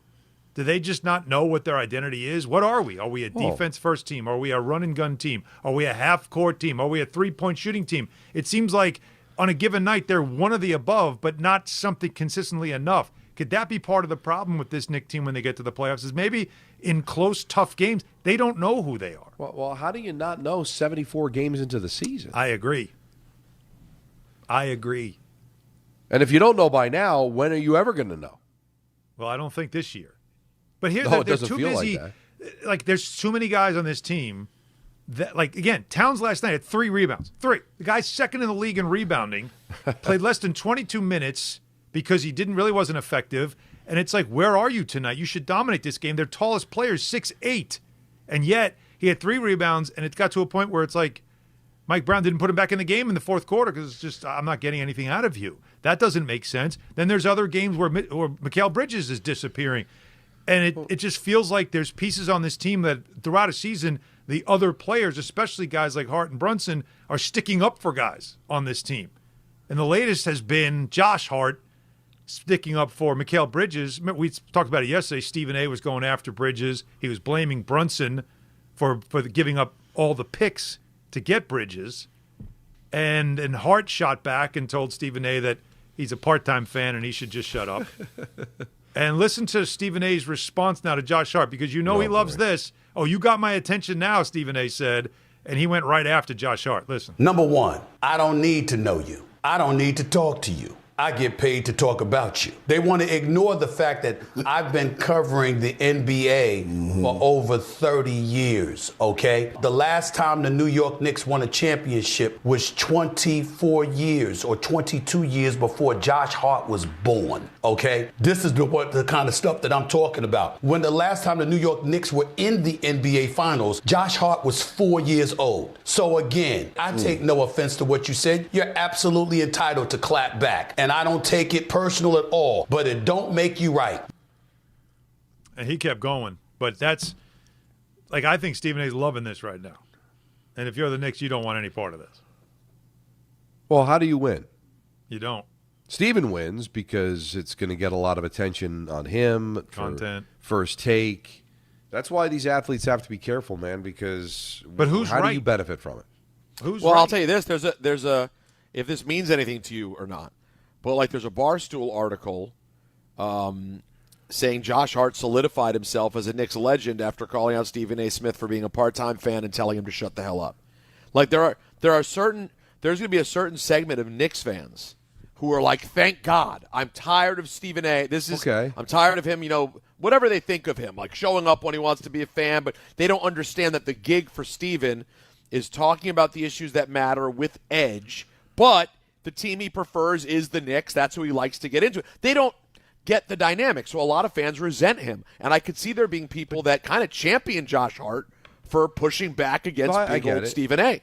But how are those people going to respond if the Knicks get bounced in the first round and Hart plays terribly? Then all of a sudden, that's always the risk being a player. It's really more about Bridges, and it's the two Villanova guys that are being called out as part of it. But this is strictly about Mikal Bridges. But listen. But now it's not. I struggled. Yeah, but see that. But it's about the Knicks, and now all the attention's on the Knicks, which it is anyway. So I'm not to say that Stephen A. is going to win fans, but ultimately the winner and loser is going to be determined on the court. And the more the Knicks win, the worse Stephen A. is going to look. But listen, we've always said in talk radio, in sports media, betting against the Knicks, who haven't won since 1973, is a pretty fair bet, right? Mm-hmm. So if you're going to go on that limb, and at the end of the day, if the Knicks don't win, you win, it puts Stephen in a pretty good position. But what this also comes down to, and I had to deal with this all those years doing the Rangers and doing the Jets when I was known as a Giant fan and a Devil fan and all that. As much as we try, guys, it's so hard to be at that high profile a position, to cover a sport in general, and still maintain your fandom. It's really hard to do. Because Josh Hart's looking at it and go, well, you're a Knicks fan. What are you killing us for? Yeah. And I guess that's a fair point, even though fans do kill their own team. It's just like, I thought you were on our side. He's not supposed to be on his side. Like, Greeny makes it work with the Jets, right? But there's still that awkwardness of, hey, you've got to cover the NFL and you're doing the draft, and people know that you're a fan. And so you say things. Are you saying it as an analyst? Are you saying it as a talk show host? Are you saying it as a fan? It's really difficult to do both, man. It is. You can't. And a great example is 2 weeks ago on Get Up when I was asked point blank about whether or not the Celtics are now the team to beat with Tatum back and all that stuff. And I just said, yeah. I said, no, the East goes through Boston. And I said that with my chest, and I believe it. And I still believe it. Because until otherwise, they are, to me, the most experienced team when it comes to the two stars and the head coach. They have a championship on their finger, and they have played at a high level all season, even without Tatum. They have one of the best defense. Like, I gave all the reasons why. And everybody, all the Knick accounts, all of them, posted it and said, we lost Allen. Calling me out. They're adding Knick players, saying you got to talk to your guy.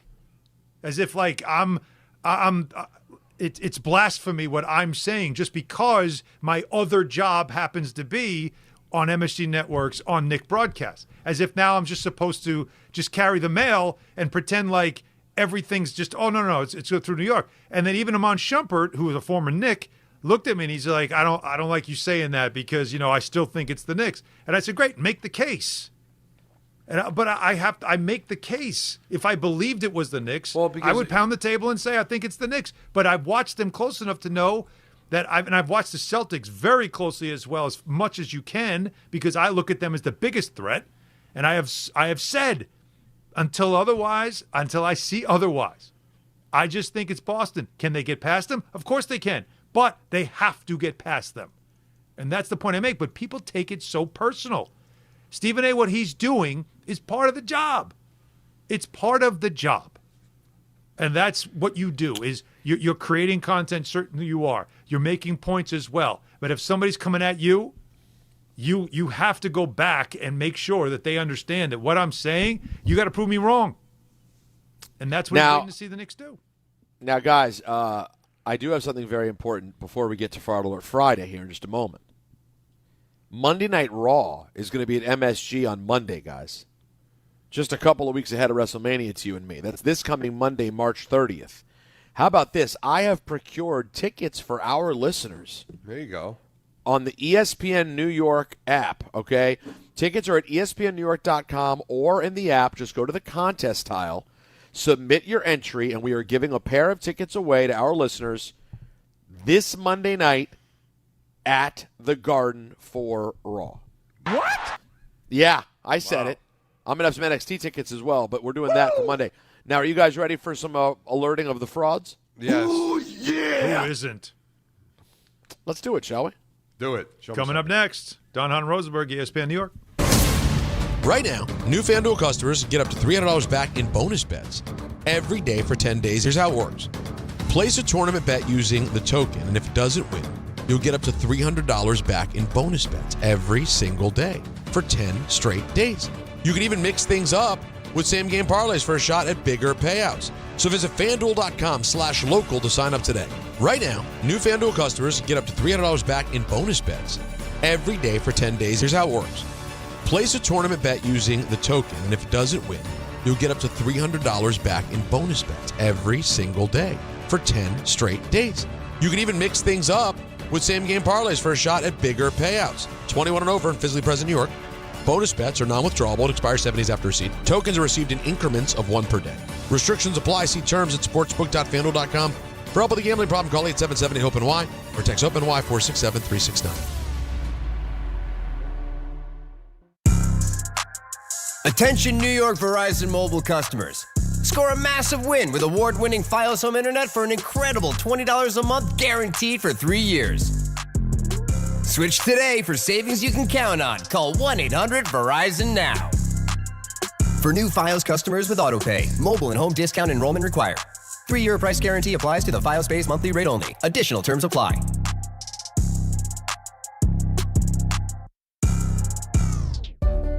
Ox Spine at New York Presbyterian is always in pursuit of a better way to heal the spine. We're getting more people moving again with minimally invasive, non-surgical, and surgical treatments with innovative solutions for every back and spine condition and your unique needs. Expert spine care is available now across New York City and Westchester. Find a doctor at nyp.org/oxspine. Stay amazing. New York Presbyterian. March is here, and the madness is underway. Schweppes offers above-the-rim refreshment and is proud to sponsor the Big East Conference. Take a break from the action with a Schweppes Seltzer. Enjoy 7 refreshing flavors, such as black cherry, lemon lime, cranberry lime, and strawberry mango. Each Schweppes Seltzer flavor provides a perfect touch for any occasion. Schweppes, a sparkling tradition since 1783, and the perfect way to elevate your everyday refreshment. Stop by your local food bazaar to get your favorite Schweppes Seltzer for a slam dunk experience. What if your instincts could pay off? With Robinhood Prediction Markets, you could put your knowledge to work on the events that matter to you. Prediction Markets isn't just sports. It's the Fed rate decision, your favorite award show, and so much more beyond the playing field. Trade events with Robinhood.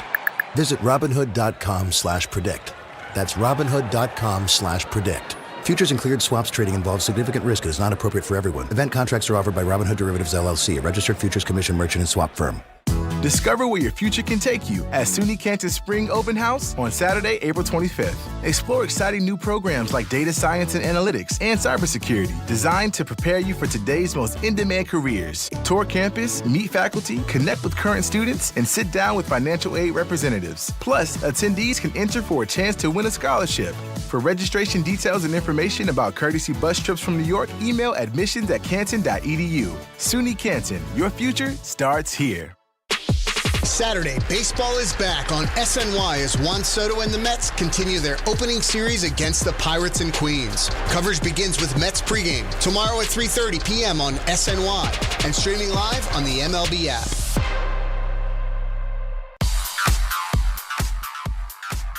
And now it's time for traffic. Here's Brandy Scott. Thanks so much, guys. We're going to start off in Jersey, hitting the brakes on 17 northbound. Looks like a crash over by East Allendale Road in Saddle River. That as you backed up into Waldwick. Inbound George, picking up the roadwork on the upper deck. It'll run you about 20 to 30 minutes. Lower level, about a 10 to 15-minute ride. Best of it's the outbound George, Henry Hudson. Second choice, southbound Deegan. Pockets of delays there from the Mosholu on down. Outbound Lincoln will run you 30 to 40. Outbound Holland, 20 to 30. Finally picked up that crash on the belt eastbound right before Cross Bay Boulevard. Still jammed leaving Brooklyn and heading into Queens. Delays there from right after the Verrazano on through. This report is sponsored by Mothers Against Drunk Driving. For victims of drunk and drug driving, your grief is unique, but you're not alone. You always have a place at MAD. Visit mad.org. I'm Brandy Scott on 880 ESPN New York. Hey, it's Rich Eisen for Pella Windows and Doors. Sometimes teams take a timeout to regroup and call the right play. When it comes to your home, Pella Windows and Doors always has the winning game plan. They're not just window and door experts. They're experts at taking care of you and your home. At Pella, they find the products that meet your needs and their experts install them. They do it every day, and that's why your neighbors trust them. Discover why Pella is a trusted choice for homeowners everywhere. Visit Pella.com/Eisen today. That's Pella.com/Eisen.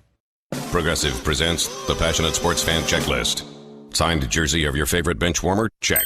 14 bobbleheads that look nothing like the players they're emulating? Check. Twin TVs so you can watch the game on 2 different networks simultaneously? Check. Life-size wall sticker of your favorite player that routinely freaks you out at night? Check. A second life-size wall sticker so after the first one freaks you out, you see the second and you're like, oh right, the wall stickers. Check and mate.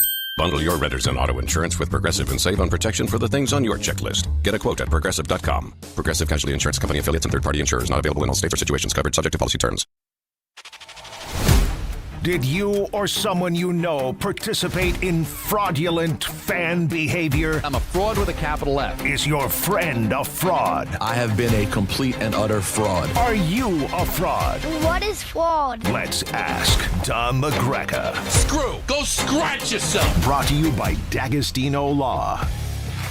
Go scratch yourself is That's great.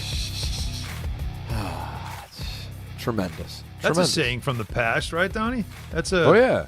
I had a Go neighbor that used to scratch. say that. He wouldn't even say "go scratch yourself." He would always go scratch." Yeah, go No. his thing all the time. But Alan, that's the point I'm making. Oh. The line is definitely go scratch. Well, but it's shortened version of "go scratch yourself," which is of Is course it? scratch is replacing another word. Got it. I've only heard it as go scratch. Oh no, I've heard the go scratch yourself. Like I've heard that. many I times. only know that from Don, and I thoroughly enjoy it. We had very friendly neighbors and growing Sounds up like in it. Lake Colorful neighbors, it seems. Oh, very colorful. Welcome to Fraud Alert Friday, Salt of brought the to you earth people. brought to you by D'Agostino Law. D'Agostino. There it is. Yeah, I was gonna wait for that one. I can't do it as well as he does. No, he's very good at it. That's why he sings his own theme song. Why wouldn't? All The right, only thing guys. he does better is lawyering. That's right. Singing and He's lawyering. really good at lawyering. And I'm all out of lawyering, so it's time for me to sing. All right, here we go. This comes from a guy I've heard from and supported a lot of my stuff over the years. GameCube, that dude. I'm a big fan. Lovely guy from Detroit. Okay. He says, what up, though, Pete and Allen? He's from Detroit. That's the thing they say there is, what up, though? What up, though, Pete and Allen? What up, though? Good afternoon, Judge LaGreca. I am a diehard Detroit Lions fan. However, I wasn't always. I'm 35 years old. My parents are military, so we moved around a lot. Mom from San Diego, dad originally from Pittsburgh. Since I can remember my first sports moments, approximately 5 years old, my dad has been a diehard Cowboys fan. Why? Cowboys, ask you. Well, Yeah, exactly. my grandmother, this is interesting. My grandmother dated Tony Dorsett's older brother in high school.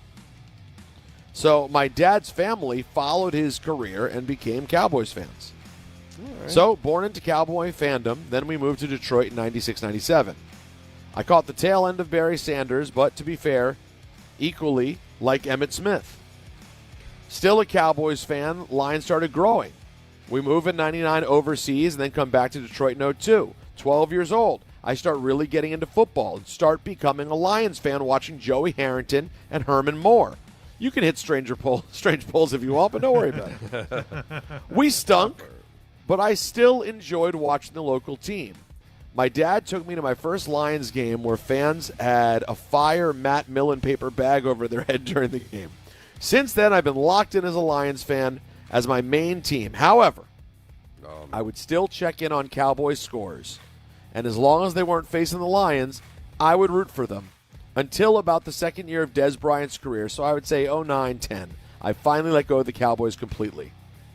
Am I a fraud? I didn't bring the gavel with me. I'm sorry. There you go. They got you. What were you hammering? I don't know what he was doing. An empty Gatorade bottle. He was young, pre-12, a lot of hopping around the country.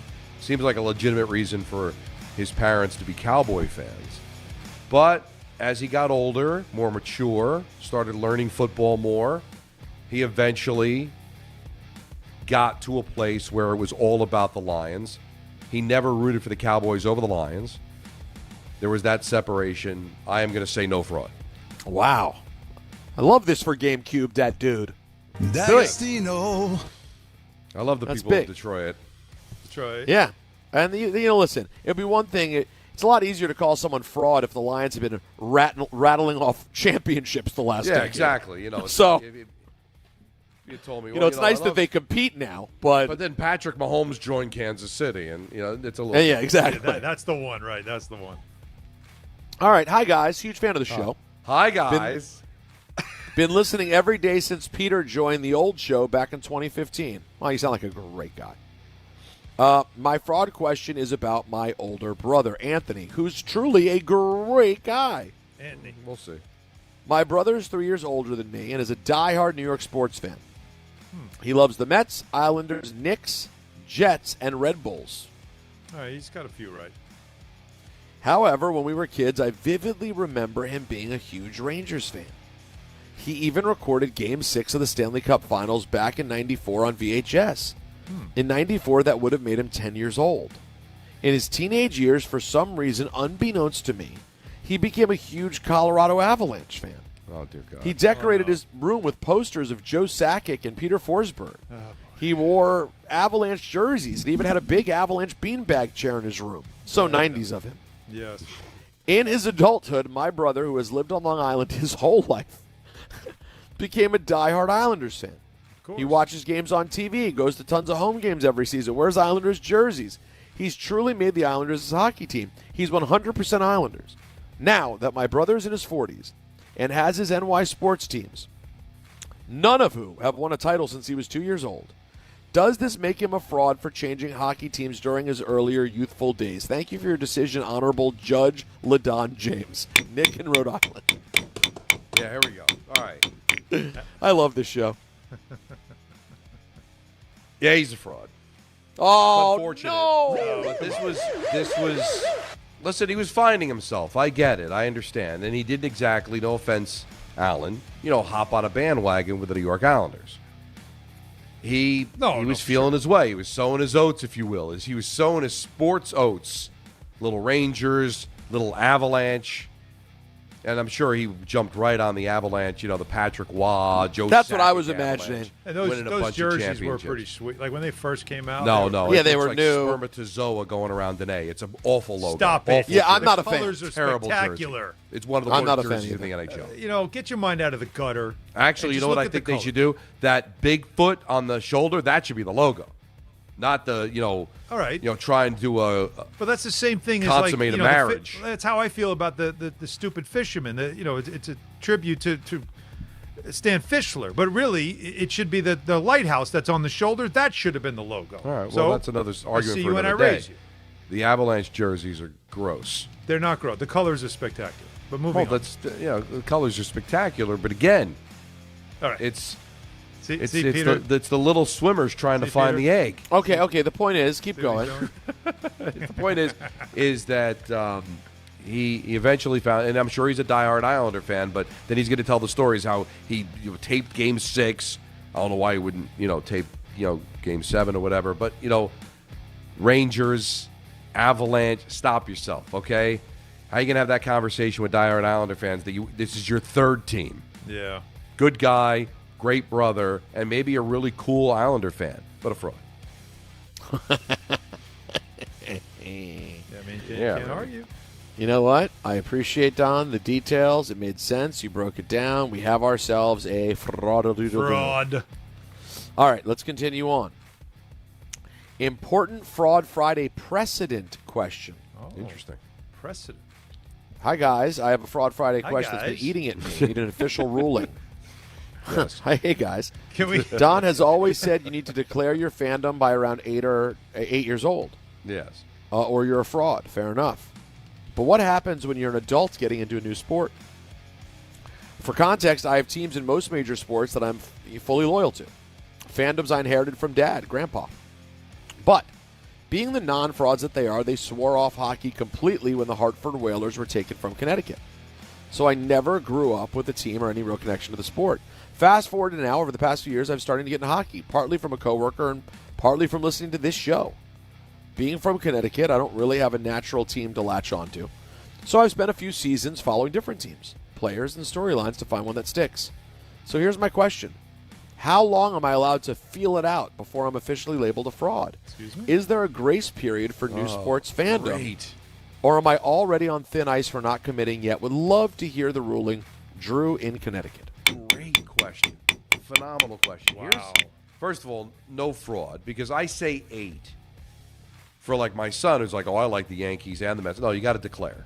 But if he tells me he's not sure, all right, just you gotta make some sort of a commitment to it. You just can't root for both teams forever. If he decides I'm not going to follow baseball. But if you're not following hockey, you weren't into it, you can join at any time. And once you decide to join, you're doing the right thing. Let me check it out. Let me see if something hits. So I say there's no time limit for that.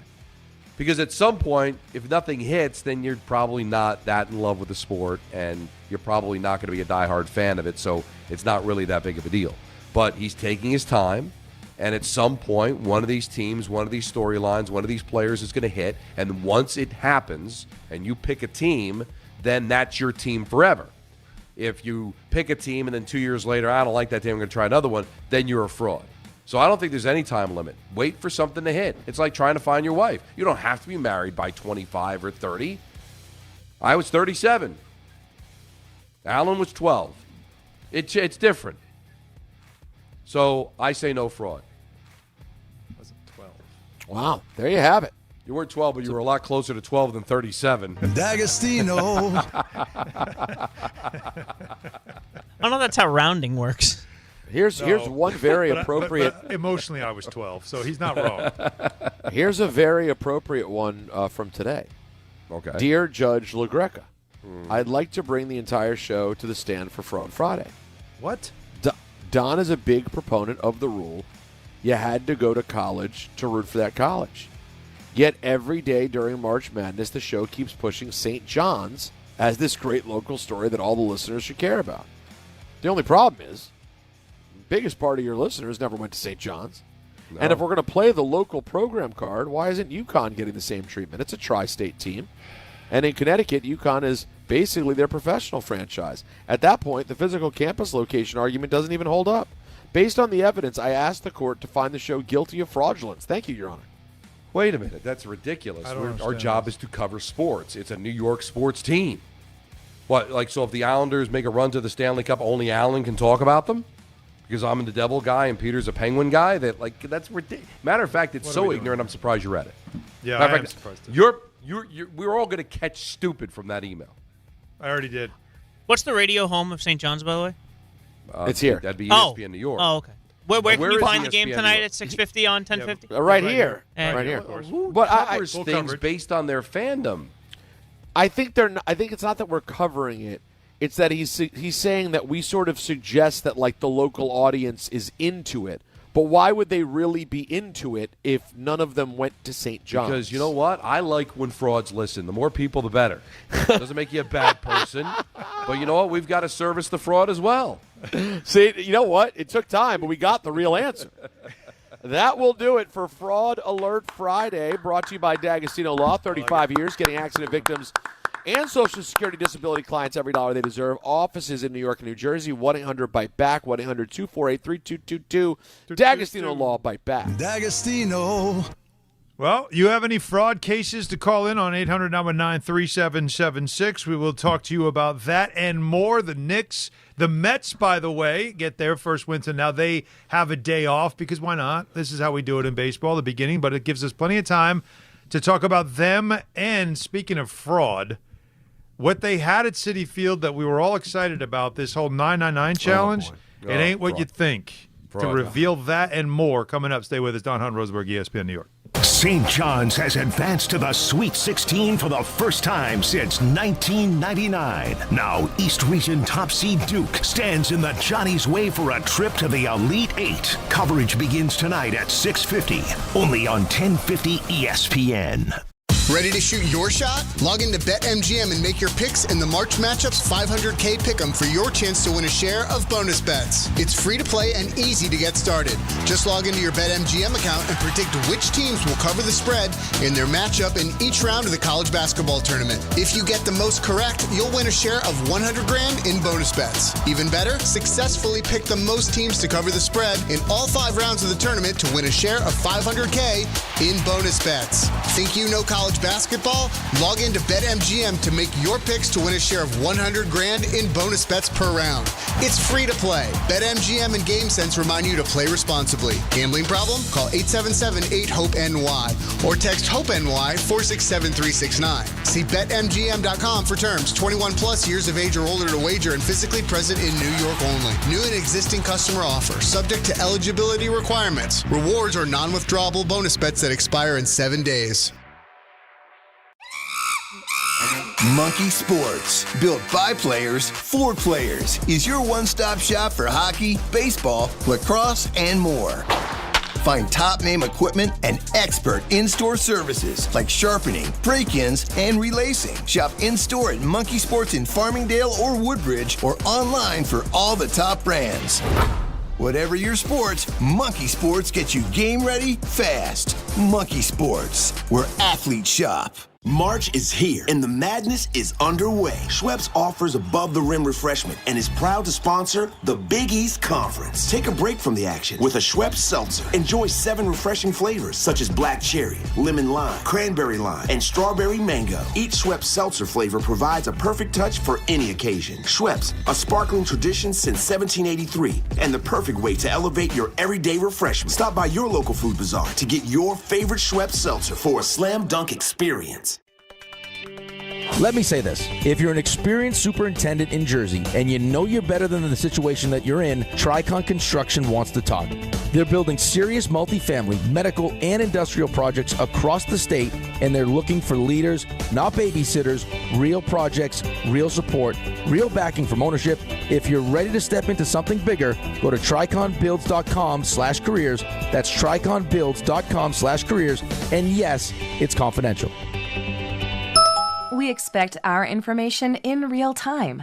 US Med carries continuous glucose monitors, which provide real-time readings of blood glucose levels. US Med is an approved provider for Medicare and over 500 private insurers. So call 888-665-0696 today for a free insurance and Medicare benefits check as easy as... That's 888-665-0696.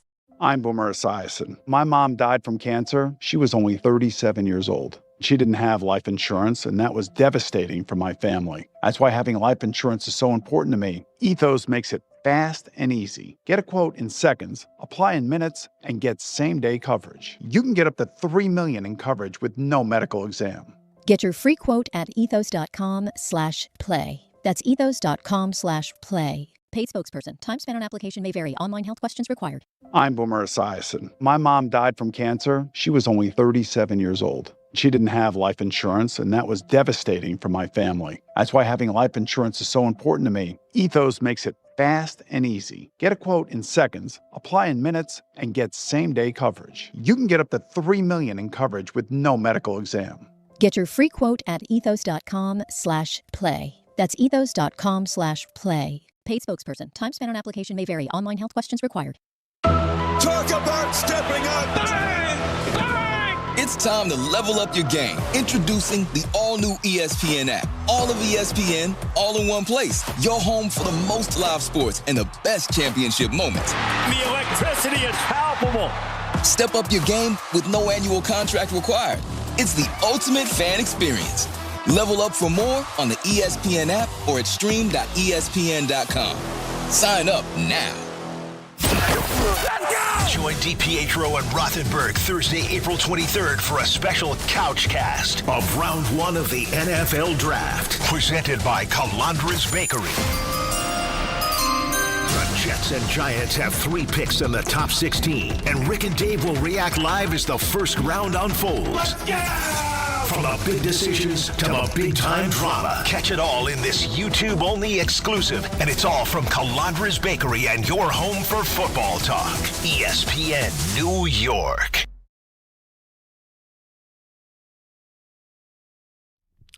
There's a lot of reasons why people buy Allen at Ramsey Mazda. It's their selection, it's their customer service, and it's their savings. Lease a new 2026 Mazda CX-30 2.5 SS preferred all-wheel drive for $219 for 36 months. Start shopping now at RamseyMazda.com. Choose wisely. Choose Ramsey Mazda. Call 833-853-2970 for details. VIN TM108368 MSRP $31,435. Zero security deposit ends 31/26. This is a good song. I know sometimes people get bored with it because they've heard it so often, but it's good. Well, I'll tell you what. We're playing it for Stephanie. Well, because I got for you. I got a text last night during the game. Okay. It was like the SOS. Every now and then, your significant other, like they send out the SOS. She's like, "Are you off tomorrow night?" I said, "Yeah." She's like, "I'm craving a margarita." That's code, boys. That's all I'm going to say. It's code. Okay. So, me and Stephanie going out. Is it code? Is it code Get for some margaritas tonight? I feel like the code is more. I can't deal with our children anymore. Which code is this? Which code is? Or is it multiple codes? No. What do you mean? She loves the kids.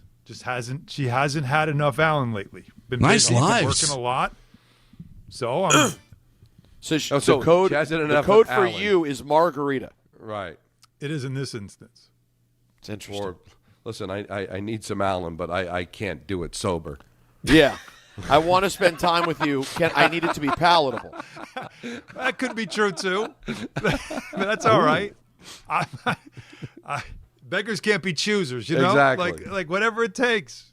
So, yeah, we'll get some margaritas. We'll see if something, see what happens. Why am I trashed? Why me? So sometimes you close with 7, 8, 9 in the order coming up in the ninth, right? So it's nothing wrong with that. Look, a save's a save. If she need to go to the bullpen, I'm ready to go. Ready to go. Hey, let's do a game time brought to you by Tullamore Irish Whiskey, because when it's game time, I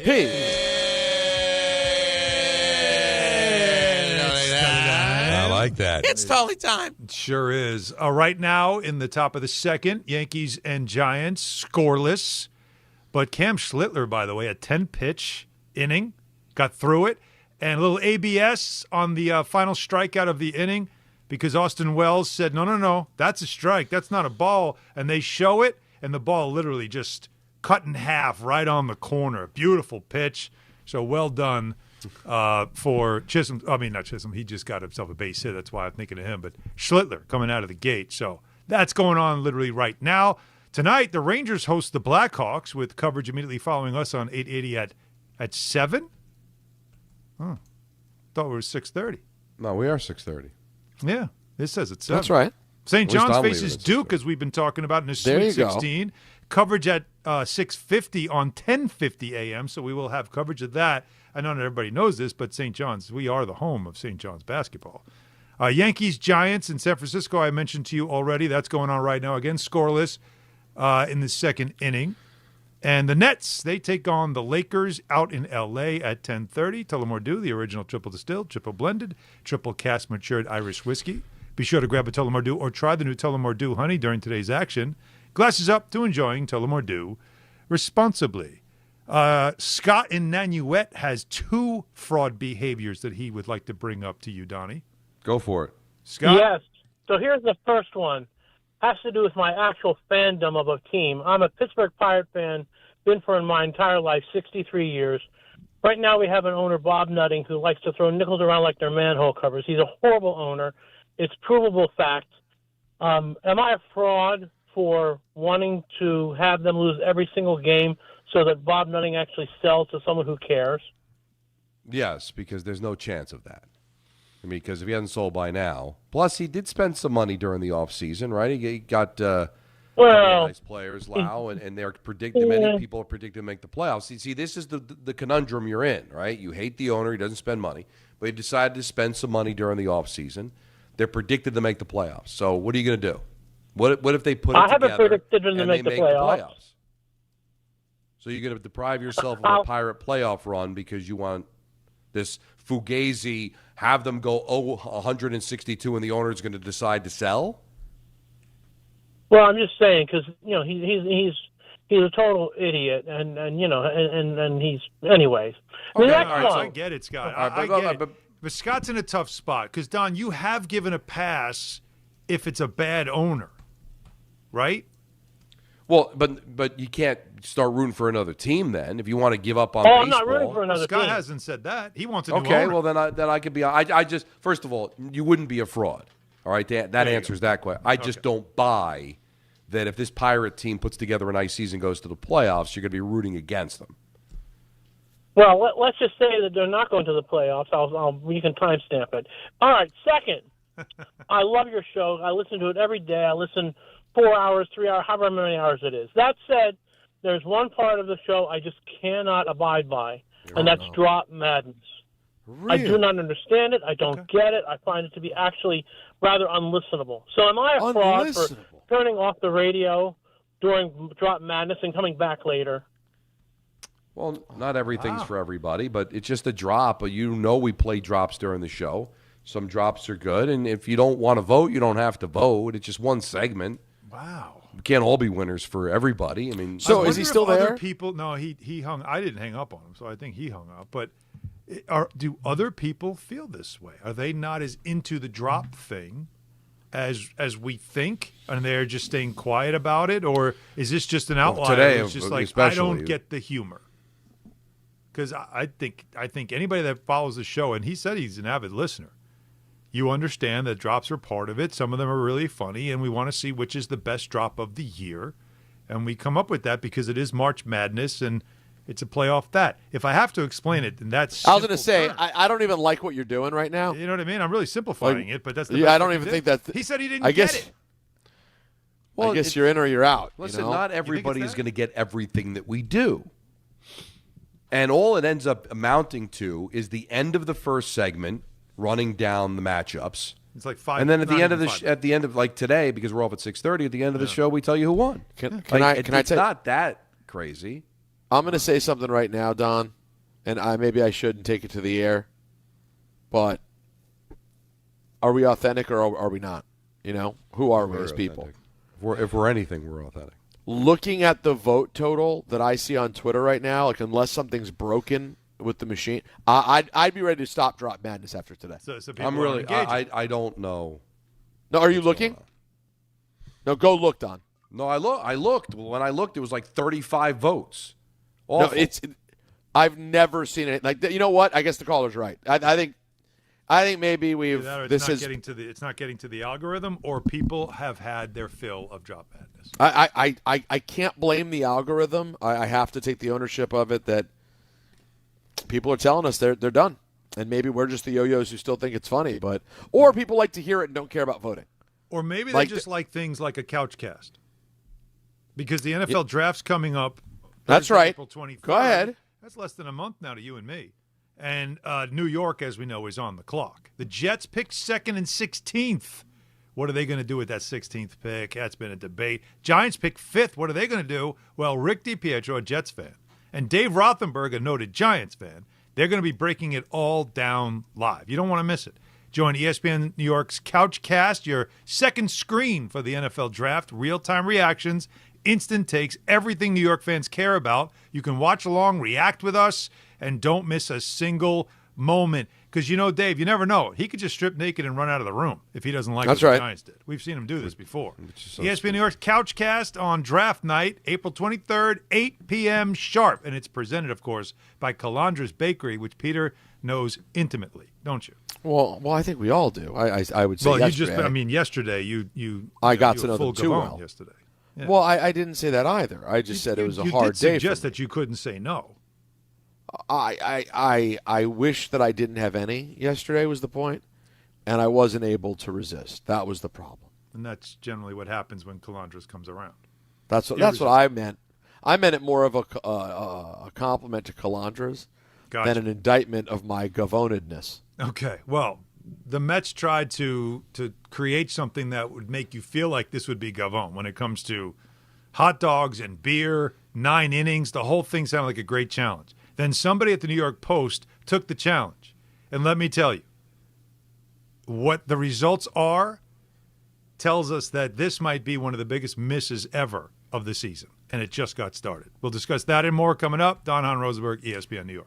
St. John's has advanced to the Sweet 16 for the first time since 1999. Now, East Region top seed Duke stands in the Johnny's way for a trip to the Elite Eight. Coverage begins tonight at 6:50, only on 1050 ESPN. Welcome to Jake's 58 Casino Hotel, where excitement never stops. Unleash the fun with 2 floors of gaming action, featuring 1,000 cutting-edge video and electronic machines. Enjoy exceptional service at a prime location that places you right in the heart of Long Island's excitement. Stay and play in style with over 200 hotel rooms and treat yourself to a full range of dining options at Jake's 58 Casino Hotel. If gambling is a problem for you or someone you care about, please call the 24-hour toll-free helpline at 1-877-8-HOPE-NY or text HOPE-NY. Now let's take a look at the traffic with Brandy Scott. Thanks, guys. Just a long line of brake lights on the Staten Island Expressway westbound heading over to the West Shore. Backed up across the Verrazano into Brooklyn. You're packed on the belt westbound from right after Flatbush Avenue. Adding to the delays, a crash off to the shoulder over by Slauson Avenue with police on the scene. Bumper to bumper on the LIE eastbound heading toward the Cross Island in Queens from the BQE. You stay heavy on the eastbound side through to Jericho Turnpike in Nassau County. All of your approaches the outbound George are awful aside from the Henry Hudson. Deegan northbound crawling heading over to the Cross Bronx from the Triborough and the Bruckner. Inbound George better for the upper deck about 5 to 10 minutes. Outbound Lincoln Orenia 45. Outbound Holland close to an hour. This report is sponsored by the New York City Department of Transportation. Speeding ruins lives. Drivers, watch out for pedestrians and cyclists and slow your turns to less than 5 miles an hour. I'm Brandy Scott on 880 ESPN New York. 1 in every 6 men is likely to be diagnosed with prostate cancer in his lifetime. That's why New York Presbyterian wants to remind men over 50 to book a prostate cancer screening. A simple blood test is all it takes. It could save your life. Screenings are available across New York City and Westchester at locations near you. Schedule your annual prostate cancer screening today at nyp.org/cancer screening. Stay amazing. New York Presbyterian. March is here and the madness is underway. Schweppes offers above-the-rim refreshment and is proud to sponsor the Big East Conference. Take a break from the action with a Schweppes seltzer. Enjoy 7 refreshing flavors such as black cherry, lemon lime, cranberry lime, and strawberry mango. Each Schweppes seltzer flavor provides a perfect touch for any occasion. Schweppes, a sparkling tradition since 1783 and the perfect way to elevate your everyday refreshment. Stop by your local food bazaar to get your favorite Schweppes seltzer for a slam dunk experience. Hey, New York and New Jersey, commitment issues? No problem. Now you can get unlimited talk, text, and data for $25 a month forever, as in for life. Switch now at boostmobile.com. After 30 gigabytes, you may experience slower speeds. Pay $25 a month as long as you stay on the Boost Mobile Unlimited plan. Welcome to AutoZone. What are you working on today? My car is making this noise. Sometimes it's like doot doot doot, and sometimes it's like grrr. Do you have a dash light on? Oh, yeah. And we don't have to listen for clues. With the free Fix Finder service, we can read a check engine, ABS, or maintenance light to find the likely fix and even recommend a local shop if you need one. So you don't need to hear the... Not with Fix Finder. Free at every AutoZone. Get in the zone, AutoZone. Restrictions apply. A SoFi personal loan is here to help you achieve something once thought impossible: overcoming high-interest credit card debt. Walk the tightrope of your finances with one low, fixed-rate monthly payment, no fees required, and as soon as the same day funding. That's right. Pull off your own debt-defying stunt with a SoFi personal loan. Visit SoFi.com/trick to learn more. Loans originated by SoFi Bank N.A. Member FDIC. Terms and conditions apply. NMLS 696891. What's up, my friends? This is Francisco Lindor. This is Devin Williams. This is Luke Weaver. Bo Bichette here. You're listening to the home of New York Mets baseball. WHSQ and WCBS-FM HD2, New York. 5:04 in the big city with Don LaGreca and Peter Rosenberg. I'm Alan Hahn. 800-919-3776 is the number to be part of the conversation. The Yankees and the Giants underway for their second game of the season. We are in the second inning, bottom of the second inning. It is scoreless. Cam Schlittler has been magnificent so far, but it is early, but he had a terrific first inning. Great debut for him, as there's a lot of great expectations for what he can become on this pitching staff, that if it's healthy, it could be one of the best they've had in a long time. Well, think about what a great way to feel that would be. I mean, it's just 2 days, but if Schlittler is great all day, what a nice way to start if you're a Yankee fan with a great outing from Fried and Schlittler. That's the promise in theory that could make this season different than last year, especially when Cole's fully ready. Yeah, and that's what you're waiting for. Rodon as well, and that could be the secret sauce to the season in a division that's just going to be an absolute gauntlet. There's certainly something to watch. The Mets, they had a great debut, speaking of which, as well as they put up a ton of runs. Don, how much are you buying into? They are a different-looking team, for no doubt. And really, you learn that right away. Like, they just looked like a different team. Now, again, it's the first game, but you're going up against one of the best pitchers in the sport. Got him out before the first inning even ended, and then just kept clubbing the baseball. It was an impressive debut for the new-look Mets. Well, it was, and again, like you said, the new-look Mets. So you've got different players. So Bichette makes his debut. Didn't get a hit, but he did have an RBI, and Seager's in there. And you bring in Robert, and everybody's contributing. You change the team, and you also change the mentality too. Of they want to work counts, they want to foul off pitches, they want to wait for their pitch, not be as reliant on the home run. Just pass the baton, just keep moving it, and it's a different look. That's why Stearns went out and did what he did. Right, he had to make changes. He felt that it was stale. He felt he could not win with the team that he had. And it was difficult to see McNeil, a former batting champion, go. Difficult to see Alonso, who was kind of like Mr. Met, drafted, accomplished so much, hitting 50 home runs, breaking the rookie record, hitting the home run against Milwaukee a couple of years ago. There was a lot of history there.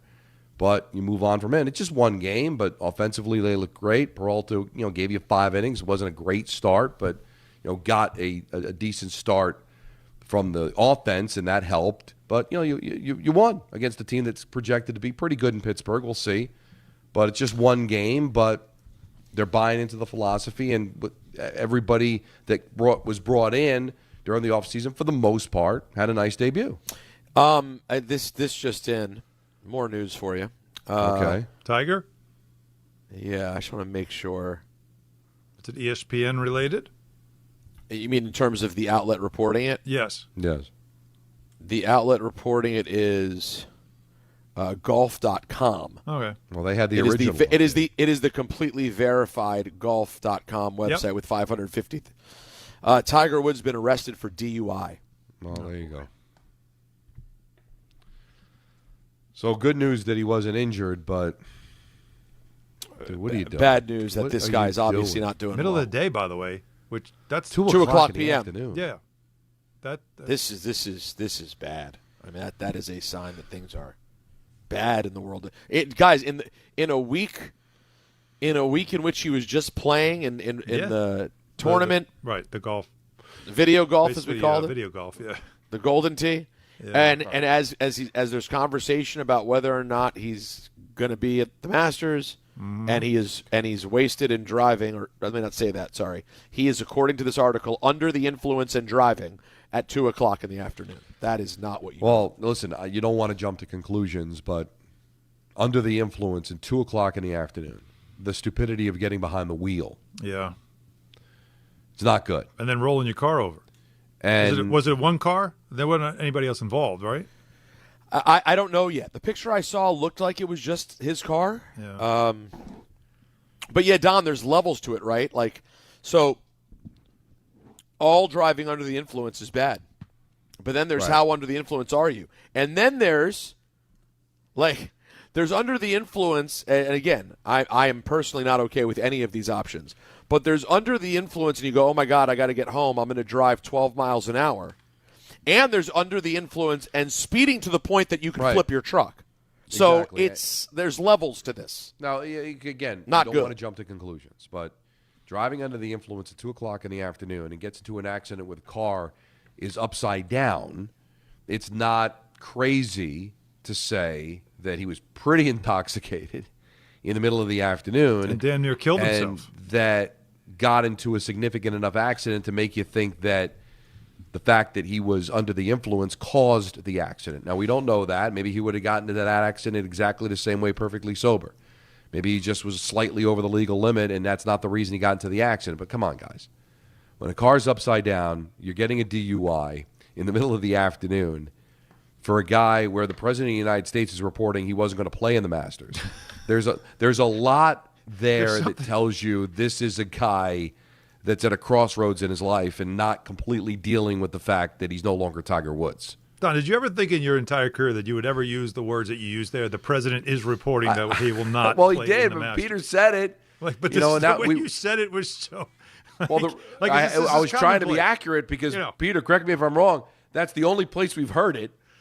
Do you remember when Reagan said that Nicklaus was going to miss the U.S. Open? Remember that? Well, remember, though. Well, remember, Nicklaus wasn't dating Reagan's ex-daughter-in-law because Tiger is dating Trump's ex-daughter. No, Alan, it doesn't change the ridiculousness of it. But I'm just saying. It had nothing to do with anything. It was more of just the fact that we're going to, I don't know. It's just wait, you're saying that we say today. It's not often. It's not often. Of nothing. It's not often that during wars the president announces the status of a golfer at the Masters. You don't get it every day, but it happened. It's just how Don delivered it was just as a professional. Well, that's who he is. That's LeDon James to you and me. It sounded so credible, and it's like, wait a second. Well, because it's the only source we have, and no matter how you feel about the president, it is the president of the United States. So, wait. So also, what does this say about last time with Tiger's accident? What happened? That was in the morning. Oh, that was morning. He was like rushing to. I think they were. He was. It was the Genesis. It was him rushing to his own thing. He had to tape rushing something or record something, I believe, right? And it was rushing to the Genesis, and he flipped it. Yeah. And so it was not. Yeah, there was no DUI situation. But we also should mention that DUI could also mean drugs, prescription medicine. True. So right. There could be other things at play here that aren't nefarious as going out to the bar and pounding a bunch of beers and getting behind the wheel. It could be pain medication or maybe there could be a confluence of things, of different medication that should not have been taken together, and so it may not. Again, we don't have the information, but it's not like Tiger doesn't have a lot of things going on with vehicles and accidents and crazy things. I mean, it's been a very interesting decade for Tiger Woods away from the golf course for sure. But but he is being arrested. So but we need to put that into perspective. It could be something that could have been accidental and might not have anything to do with alcohol at all. I guess we'll find out sooner or later. I guess the possible silver lining here is maybe with how bad the last accident was, and you'd think that would be enough to really scare someone.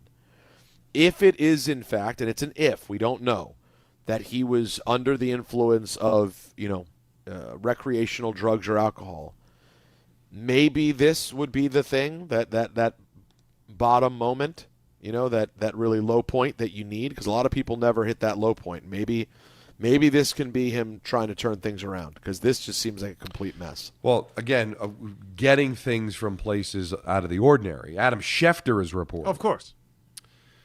Tiger Woods was arrested and charged with DUI, property damage, and refusal to submit, per the Martin County Sheriff in Florida. So refusing to submit, I'm assuming he refused a breathalyzer? Is that what am I safe to say that? Refusing to submit would be maybe not take the test. So this feels like it was alcohol related, right? It's what it feels like. And it also, an eyewitness tells TMZ, it was a 2-car crash. Oh, God. Doesn't look like anyone suffered serious injuries. The witness stated they saw Tiger on the scene. He appeared to be okay. These pictures on TMZ of the crash. These are the ones I already saw. It's not good. Now, I don't know if Anthony said it on the air or in my ear. No, I was in your ear. It could be, if it's drugs, refusing to submit to a blood test, but that wouldn't happen on the scene, right? Like, you would be taken in and you would take a test if it was anything to do with drugs in your system. I would think refusing to submit means you refuse to submit to a breathalyzer test or any other, DUI tests that you would take. So the fact that you refuse tells you, and I don't think that would be drugs. But is it too soon to repeat the statement that I just saw, which said on Twitter, Tiger Woods is both the best and worst driver of all time? Well, but wouldn't be even a worse decision maker if that for sure. You decide to get behind. I don't know. I do not get, honestly, I do not understand these filthy, stinking rich people who think it's okay to get behind the wheel of a car while intoxicated. You have so much to lose. And it's so easy to fix. And it's so easy for you to get an Uber or call somebody to come pick you up. Like, honestly, the average jabroni out there who maybe you can't afford it, still it's ridiculous to make those decisions, but don't have the ability to go maybe get an Uber or whatever, or they figure what do they got to lose because it's not going to become public if they did get pulled. I mean, Tiger Woods is the last thing anybody ever needs. Yeah, so they're having the press conference now. The county sheriff said that that Woods was not hurt. He complied with a breathalyzer but refused a urine test. So now it's taking really that is interesting. Yeah. Maybe now, I guess as misdemeanor charges. So, but it's still the fact that he's he refused the urine test, which is interesting. Why he wouldn't want, but he did the breathalyzer. So DUI would suggest something. Like it does leave a lot unclear. They have not said anything more than that. That is crazy. But that again, this is what 5 years since that crash in California, and he has had reckless driving in his past. He has had DUIs in his past, so this is nothing new for him. But this is obviously more recent, and because it's today. But there hasn't been a lot recent since that one in California. The one in California was, again, earlier in the day, and that was he really he sustained. I mean, those were severe injuries he had to his legs, if I'm not mistaken. But there's not a lot that they can reveal, of course, now. But because he was arrested, whatever his public information, which includes a breathalyzer and him refusing any other tests that they wanted to. Right, as we're gathering all this information. Yeah, and it's all happening like live right now, so we're trying to get the exact They were information. obviously under suspicion that he was under the influence of something. Takes a breathalyzer test, doesn't fail it, so it's not alcohol. They're going to they obviously took him in. They're not going to take a urine sample there in the street. So they take him back to the house, arrest him. He asks him to take a urine sample, and he refuses. Now, maybe did he refuse because he knows something's in his system, didn't have anything to do with the accident, or it obviously was something that put him under the influence that wasn't alcohol. Well, imagine Still stupid to do. Yeah. Like that's the thing. It's like if you know you've been taking some stuff because you were hoping to play, and then you're like, no, I'm not taking a blood test because you'll find whatever's in there in me. I don't want anybody to know. Right, because this this is also weed has to be brought into the conversation. It's legal. Was he high? And that's obviously would show up in a urine test. So that's just as ignorant as driving drunk, right? Oh yeah. You're not breaking any laws as far as it being illegal, so it kind of falls under the same, I would think, jurisdiction as alcohol. It's like, all right, you smoked some pot before you left the house, and you were high, and you got behind the wheel of a car. Just as dumb. You shouldn't be doing that. You're not supposed to do that. In fact, we see commercials all the time about that. Just like again, if you are on any prescription stuff because of pain or anything like that, you also got to be aware you shouldn't be doing that either. It's also just back to the whole world makes these jokes about Tiger and the driving and why, but the truth is, how is there no one in your life, even if it's your kids, that go, Dad, don't ever drive. You don't have this man. This You're man great at is golf. You suck at driving. Tiger's guys. He's a billionaire. We're not talking about someone who has $5 million, $10 million, $20 million. We're talking about a guy where to have a driver on staff 24/7, 365 is light work. You could do that for under $1 million a year, where you just get in and out of cars whenever you want. That. Like he knows. Of course, he knows. He doesn't want. Like it's as simple as that. He probably doesn't. Whatever it is, I honestly I don't know. What you see now is another example. Which this is the sad part, and it's not just sports legends, and it's not all the time, but it's like we see this a lot. This is to me like you don't want to see this kind of ending for a career where he's such a celebrated player, right? Like how many times you can think of like legendary athletes who later on in life, it's just they're a train wreck. No pun intended. And we find ourselves. This is the unfortunate thing. All of us just did the same thing that we always do and everyone always does.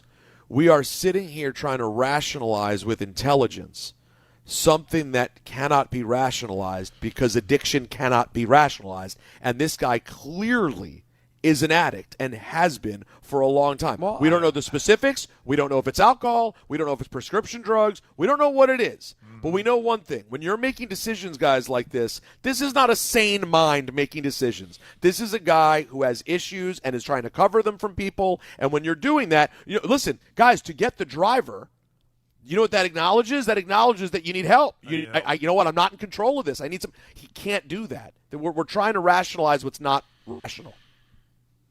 Sad. It's really sad. He's one of my all-time favorite athletes. He's an icon beyond measure. There really aren't enough superlatives for Tiger Woods. This is definitely a thing though we see a lot. But this is the guy that's so iconic, and like a tough story today. The best part is he walked away, so nothing tragic happened to him. But I'll tell you what, from the sounds of it, could have. So we're not talking about that, which is a good thing, but instead we're talking about a guy that's got to clean it up. I mean, he's 50 years old. He's not, he's got a lot of life left to live. And his son who wants to be a pro. But this is also when we talk about driving under the influence. He's very fortunate he didn't get killed. But even more importantly, to me, is he didn't kill an innocent bystander. Manslaughter. Let's not forget about that. You make a bad decision, you suffer the consequences, you get injured, you get killed. Hey, that's on you. You made a bad decision. Yeah. But the person that just happened to cross your path had nothing to do with it. So that's the ultimate thing is we're very fortunate that he didn't kill somebody today or paralyze somebody today because of his poor decision making. Yeah, he certainly is. 800-919-3776. We'll get to some calls. With the Yankees, it's scoreless still in the third. There's a good news and a bad news. What's happening right now in San Francisco that we'll discuss. Your thoughts on the Mets, the Knicks last night. Once again, in the midst of winning a lot, there's always that one frustrating night. They had that last night. And more coming up. 800-919-3776. Don Hahn, Rosenberg, ESPN, New York. Time to bench those other job sites and let ZipRecruiter help you build your championship roster. What's the advantage? Well, with ZipRecruiter, when you need to hire someone fast, you get them fast. but you also get the MVP for your team. Plus, ZipRecruiter doesn't make candidates wait to take the shot. It passes the ball right to them. Building your team or scouting fresh talent? ZipRecruiter runs the full court with powerful technology that immediately gets your job in front of the right players. That's why over 4.8 million businesses have come to ZipRecruiter for their hiring needs. And why 4 out of 5 employers who post on ZipRecruiter get a quality candidate within 1 day. ZipRecruiter makes hiring faster, smarter, and more efficient from post to hire before the competition can even cross half court. It's a slam dunk with ZipRecruiter, the smartest way to hire. Try for free at ZipRecruiter.com/ESPN. That's ZipRecruiter.com/ESPN. ZipRecruiter.com/ESPN.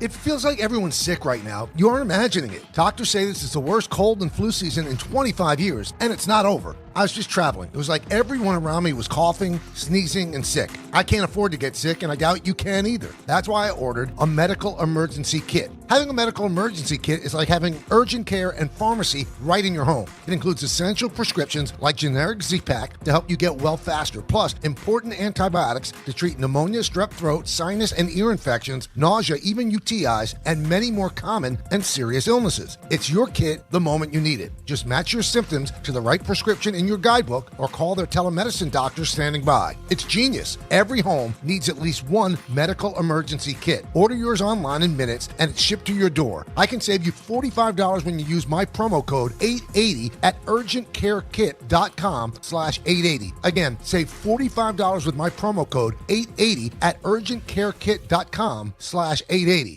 The NBA moves fast, and the stars move faster. With DraftKings Sportsbook, the #1 sportsbook for live betting, you're never a step behind. DraftKings keeps pace with every play, offering industry-leading live betting, dynamic odds that shift as the game unfolds, and more open markets more often. They're live when others aren't, so you're always in the game when it matters most. Get in on the action with live player props as the most exciting performances unfold in real time. Download the DraftKings Sportsbook app and use code WHSQ. That's code WHSQ. In partnership with DraftKings, the crown is yours. Gambling problem? Call 1-800-GAMBLER. In New York, call 877-8-HOPE-NY or text HOPE-NY 467-369. In Connecticut, help is available for problems gambling. Call 888-789-7777 or visit ccpg.org. Please play responsibly. On behalf of Boot Hill Casino and Resort, Kansas, pass-through of per-wager tax may apply in Illinois. 21 plus age and eligibility varies by jurisdiction. Void in Ontario. Restrictions apply.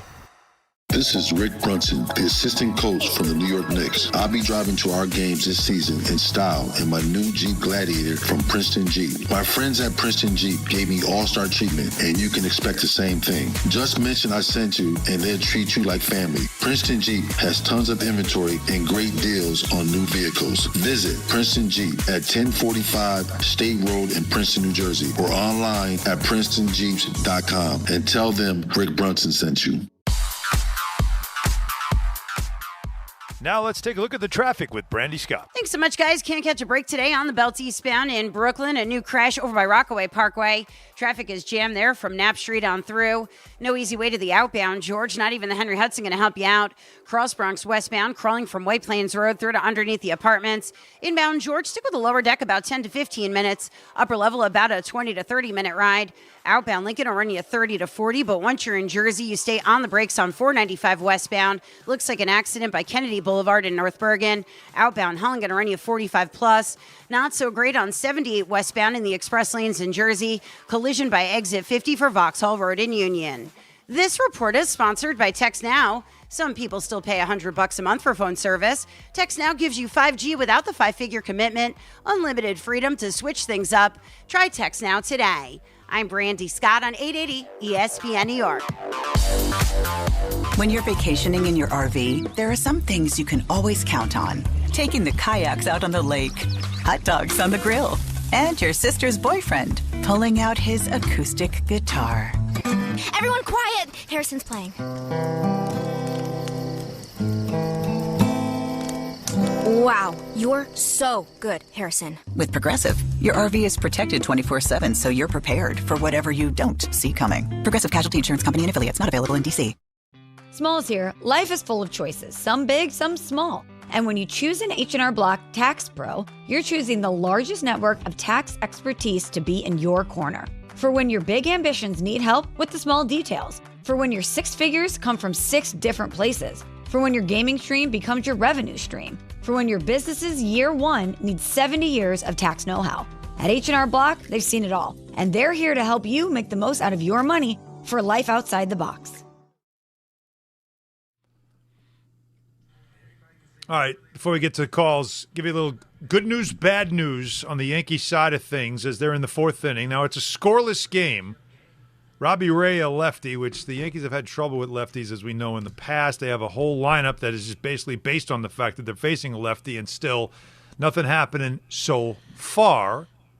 But the bad news is that Aaron Judge is already 0 for 2. Oh, my God, right? He already has a strikeout as well. After 0 for 5 with 4 strikeouts in the opening game, that's a rough start to the season, fellas, for Aaron Judge. And I know, again, we have so much baseball to play, but doesn't this just keep feeding the beast? It's like, I just get a hit today, man. Please, just get a hit. Just to put a silencer to all this stuff. It's ridiculous. It's interesting that one of the best players on the planet would be 0 for 7 with 5 strikeouts to start the season. Yeah. But your team hasn't given up a run. You shut out the Giants 7-0 on opening day. You're in the top of the 4th inning, and you're shutting them down. News. Yeah, I mean, good news. So you couldn't be happy when he's winning MVPs, and it's the regular season, it doesn't matter. And then all of a sudden he's 0 for 7 with 5 strikeouts. Your team's 1-0. It's very good chance to win today, be 2-0. You're not happy with that. No. I mean, are Yankee fans, or at least the ones complaining about Judge, just basically telling you, I don't care about the regular season. Is it Wake fans? Me when the World Series starts. See, Don, is it fans or is it people that just want to take him down? But I don't know if it's fans. I don't know. I got to tell you, most fans know it's so early. He's going to hit. He's going to be fine. We're all going to laugh about this in June when, of course, he's hitting 329 and he's already got 15 home runs. I don't believe that this is an outsider thing. I'm not saying it's a majority of people. It's a very vocal minority of people, but the majority of that minority are Yankee fans. These aren't Met fans, Red Sox fans trolling Judge. Peter, we took enough phone calls during the summer of K when he was on his way to breaking the American League home run record of Yankee fans having a problem with him. I don't get this. What is it? It's very much a thing. It's very much the thing. It just is. I was having fun with it. Now I'm realizing that I can't have fun with it because people are taking it seriously. Like, you can't. The guy's 3-time MVP. You think I seriously don't think he's good or he's going to have a good season? Like, you got to be kidding me. You know it's going to figure itself out. But I wonder if it does weigh on his mind. Because I've asked this question because of all the pressure point moments and the fact that, as I set up for the WBC in that championship game, like, he's got to have a moment to silence the critics. And instead he had as bad a performance as you can have at the plate in a big spot that only fed the idea that this guy's not clutch. And then he starts 0 for 7. Listen, it's a topic. I'm not saying it's not a topic of conversation, just like in because Anthony's super Yankee fan. I remember the year when, like, Jeter at one point was like 0 for 35 or something, and the fans started booing him. It's baseball. It's a humbling sport. Well, remember, there is going to be a day, guys, and as much as I love Judge and I think he's one of the best players that I've ever seen, you can't expect 60 home runs and 130 RBIs and MVP every year, too. I mean, there might be seasons where he might just hit 37 and drive in 110 runs and not be an MVP. I mean, that does happen. Guys, the greatest players just aren't great every single year. Guys, in 2024, this was not a long time ago, but I remember talking about this a lot at the time, Don, if you recall. Yeah. As of mid-May in 2024, Judge was batting like 228 with 7 home runs. It wasn't happening. And then guess what? You keep looking past that, and by the time he gets to June 1, he's batting 287. Yeah. And then and then by the time you get to mid-June, he's at 300. So you gotta I get it. It's people can't help themselves, but it's yo-yo. It's become a thing. It's a real. It has become a thing, though. But the good news, Don, before you get your next point, just because I wanted to balance it. So I gave you the bad news. The good news is Schlittler threw 3 innings. He looks phenomenal. And you mentioned it. So Fried had a great outing, got the shutout. Schlittler so far threw 3. Now, again, only 3, but still, for a young pitcher who showed us some flash last year and some moxie, and we thought, can this guy be a serious part of the rotation? I mean, he's got 4 strikeouts. He's given up 1 hit, but his control's been great. He's topping off 98, 99 on the splitter and the fastball. I mean, they're hoping he's the real deal. But so far in his debut for this season, he's off to a great start. And so usually the motivation to rip Judge is that he has a 1 and he's not clutch. But what's the motivation for ripping him now? Because the Yankees might be 2-0 without him hitting, and you know he's going to hit. Yep. So what's the modus operandi here? I mean, you want to be a good team. And if you are a good team without Judge hitting, knowing that eventually he's going to hit, isn't that a great place to be? Yeah, of course. You know, listen, the Yankees live every day like what the Knicks are going through right now, right? Yep. It's taken the Knicks 74 games and all that. It's like, all right, prove it to me in the postseason. Mm-hmm. That's all like being a Yankee fan is. This regular season stuff is fun, but let's get to the playoffs. Let's win a championship. And a championship can't be won or lost on March 27th unless somebody has a catastrophic injury. Just sit back and enjoy it. Enjoy the fact the team is good and good beyond Aaron Judge. And eventually he's going to hit. But, you know, a lot of it is just that people just have to have something to complain about. And we also are in an era, we talked about this, so for the Yankees, every year it's about winning the championship. And every year they're a winning team, but we don't appreciate that anymore because it's really about what happens in October. And the Knicks, who 5 years ago were never in this conversation, this will be 4 straight years they make the playoffs. That's the longest streak of making the playoffs the Knicks have had in 25 years. They haven't done this since the end of the Ewing era when they went 14 straight years. They haven't done that. Throughout the 2000s, the most they did was 3 years. So they're in a new kind of era, but because you reached the conference finals last year, and then before that you were in a second round, there's this expectation of, okay, now it's time. You have to win now. And it's true because windows do close, but the expectations change, and so does the patience. You aren't sitting back going, man, this is just fun. It's now become like do or die. That's a reality. And the Judge and the Yankees have been in this since probably what, like 2017 was that rebirth. 18 was frustrating. I think the last couple of years it's become you got to get there. They finally get there in the World Series, but because of how poorly they played in it, there was this you were unsatisfied with just getting to the World Series and feeling like you're back. I get it. But the difference is the Knicks have 8 games remaining. The Yankees, after today, have 160. Yes. All right? So yeah, there's a ways to go. We just can't just throw away the entire regular season and everything that happens and just say, well, let's see them win a championship. I mean, you got to enjoy the ride at some point. I agree. At some point, this team has got to start, winning championships. With the money that's being spent, with the talent that they have on the team, it's time to start to deliver. But can't you just sit back on March 27th and just enjoy a baseball game? It'd be nice. I'm trying I guess to. not. Calls 800-919-3776. How about Dan out in Suffolk County? What's up, Dan? What's up, baby? Hey, what's up, fellas? Thanks for taking the call. I was talking to Michael earlier about this Judge thing, and watching him hold the bat on his shoulders, blowing bubbles back to the dugout, it's deflating. It sucks the air right out of the room. Everyone's excited. We've been deprived of baseball. We're all excited to be back. I get it's game 1. That's all great. And Michael will give you last year's stats till he's blue in the face. But it's an intangible stat. It really is. And we're disappointed. As a fan base, it is more expected of him. And I think that he should expect more of himself, quite frankly. Thanks for taking the call, guys. Love all you. It's 7 at bats. I think he and expects more of himself, but I get the part of, as a fan, you want to be. I want to be entertained. I want to see it. I want to see Judge, and I want to see these. Wait a minute. Amazing home runs, and you're walking back, you're blowing a bubble, and I'm like, I'm unfulfilled.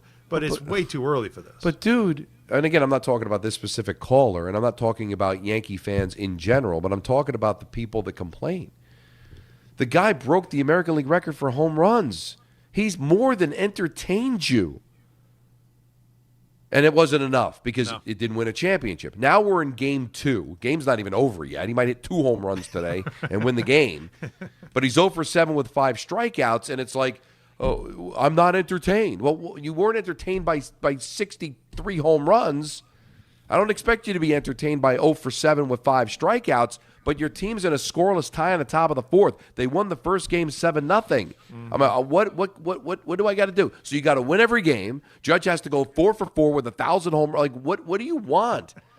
I thought, listen, I'm a fan, right? I was a Met, I'm a big Met fan, Giant fan. My favorite player was Lawrence Taylor. The Giants won the game. I didn't care if Lawrence Taylor had 7 sacks or no sacks. I wanted to see him win the game. Mm-hmm. Schlittler's pitching great. They haven't allowed a run all season. But we're going to sit there and find the one thing to complain about, and it just ruined everything. I mean, that caller sounded like his milk money was stolen. Yeah. He's got the audacity to blow a bubble. Right, to look like he doesn't care. Right. Because you know why? He doesn't care. It's too early to get that caught up in it. You think he doesn't want to get a hit? Of course it is. Nobody 7 at-bats without a hit will drive great players crazy. So just imagine what's going through his head right now. Jay in the Bronx on who to blame here. Go ahead, Jay. You know what? I was going to blame your colleagues. Good afternoon. Thanks for taking the call, first of all. Until dude had a problem with Aaron Judge blowing bubbles, and I was gonna defend the fan base because I saw the game on Netflix, and as soon as I put on SportsCenter, all they kept talking about was going 0 for 5, and he's never had a hit in the opening night. And I was going to say, hey, this is what they feed us, and, we live off of that. But then this man has a problem with the guy chewing chewing gum during a baseball game. That apparently isn't leadership. So, I don't know what to do with any of it. I've been watching baseball for a long time. It's a game of failures, like Michael Kay says. The best hitters hit 30% of the time. I mean, maybe we're spoiled by Paul O'Neill beating up a water cooler with a baseball bat all those years if you're my age, but I really don't see what the problem is. He's going to hit. It's the second game of the season. I've been watching this game for a very long time. The greatest of hitters have slumps. Sometimes they start slow, but usually the numbers make sense. But, I don't know what to do with bubblegum, so I just want and you're Thanks, you're Jay. right. I guess you just got to chew faster, make it look like you're punishing the gum. Well, he usually spits the gum and hits it with the bat. He does that. But we'll start analyzing how now he spits the gum out and misses when he swings, and now that's a problem. I think that. Listen, I don't think this is the majority of the fans, but we can only react to the people that call us, the people that we interact with, and yeah, there's a lot of people that troll to get hits and get clicks and all that, but we're just reacting to what comes to us, and that's why it becomes the topic of conversation. It exists. I mean, I was listening to Michael Kay show, getting ready for this show, and he's defending Judge, and he's getting calls from people ripping into Judge, so he's reacting to what the fan base has to say. But has sports become so boring, guys, and so routine that we need to inject drama just to entertain us? Is that what Netflix was telling us on Wednesday? That listen, I can't just show you the game. People will hang themselves. We got to give you comedians. We got to have because the sport has always been enough for me. God, if you looked at the sports that Alan and I watched growing up, oh Lord, you would think, oh my God, this is because all it was sports, and all it was batting average, home runs, and RBIs. There were no analytics. There were no breakdown. 3 yards in a cloud of dust. That's what it was. We didn't get a million different television angles. We thought we could play pro, but it wasn't enough. This doesn't look hard. But now we've got to just basically have. The bullpen coyote, which was a joke 5 or 6 years ago, that now I'm surprised we haven't seen yet. I still think it will work, Peter. I stand by it. Because I have a theory of why it is that way done, and it's out of our control completely. It's just a condition now that we have. I'll explain that coming up. We got tons of calls to get to, and we will on Tiger, on blowing bubbles, and everything else, Drop Madness, all of it, 800-919-3776. But I got Knicks tickets that we got to give away. A chance to win for you right now because ESPN New York is teaming up with Calandra's Bakery. We love them. To give away a pair of tickets to see the Knicks and the Charlotte Hornets, who, by the way, they handed it to the Knicks last night, man. I mean, did you see the baby take out the belt on the Knick jersey? BTA. Yeah, that happened courtside. So they rematch at the Garden Sunday, April 12th, final game of the regular season, possibly a first-round matchup. You never know. You're going to want this game. It's easy to enter. Just stop by Calandra's Bakery at 234 Bloomfield Avenue in Caldwell, New Jersey before April 7th, and you can enter in person. It's brought to you by Calandra's Bakery in Caldwell, home of the fresh bread, classic Italian pastries, and traditions baked daily. Your calls next, and then, of course, ENN, top of the hour. Stay with us, Don Hahn, Rosenberg, ESPN New York. St. John's has advanced to the Sweet 16 for the first time since 1999. Now, East Region top seed Duke stands in the Johnny's way for a trip to the Elite Eight. Coverage begins tonight at 6:50, only on 1050 ESPN. I'm Boomer Esiason. My mom died from cancer. She was only 37 years old. She didn't have life insurance, and that was devastating for my family. That's why having life insurance is so important to me. Ethos makes it fast and easy. Get a quote in seconds, apply in minutes, and get same-day coverage. You can get up to $3 million in coverage with no medical exam. Get your free quote at ethos.com/play. That's ethos.com/play. Paid spokesperson. Time spent on application may vary. Online health questions required. Talk about stepping up! Bang! Bang! It's time to level up your game. Introducing the all-new ESPN app. All of ESPN, all in one place. Your home for the most live sports and the best championship moments. The electricity is palpable. Step up your game with no annual contract required. It's the ultimate fan experience. Level up for more on the ESPN app or at stream.espn.com. Sign up now. Welcome to Jake's 58 Casino Hotel, where excitement never stops. Unleash the fun with 2 floors of gaming action, featuring 1,000 cutting-edge video and electronic machines. Enjoy exceptional service at a prime location that places you right in the heart of Long Island's excitement. Stay and play in style with over 200 hotel rooms and treat yourself to a full range of dining options at Jake's 58 Casino Hotel. If gambling is a problem for you or someone you care about, please call the 24-hour toll-free helpline at 1-877-8-HOPE-NY or text HOPE-NY. Good Karma Brands is proud to be an equal opportunity employer, providing equal employment, development, and advancement opportunities to all teammates and applicants. To learn more about careers with us, please send an email to talentacquisition@goodkarmabrands.com. That's talentacquisition@goodkarmabrands.com.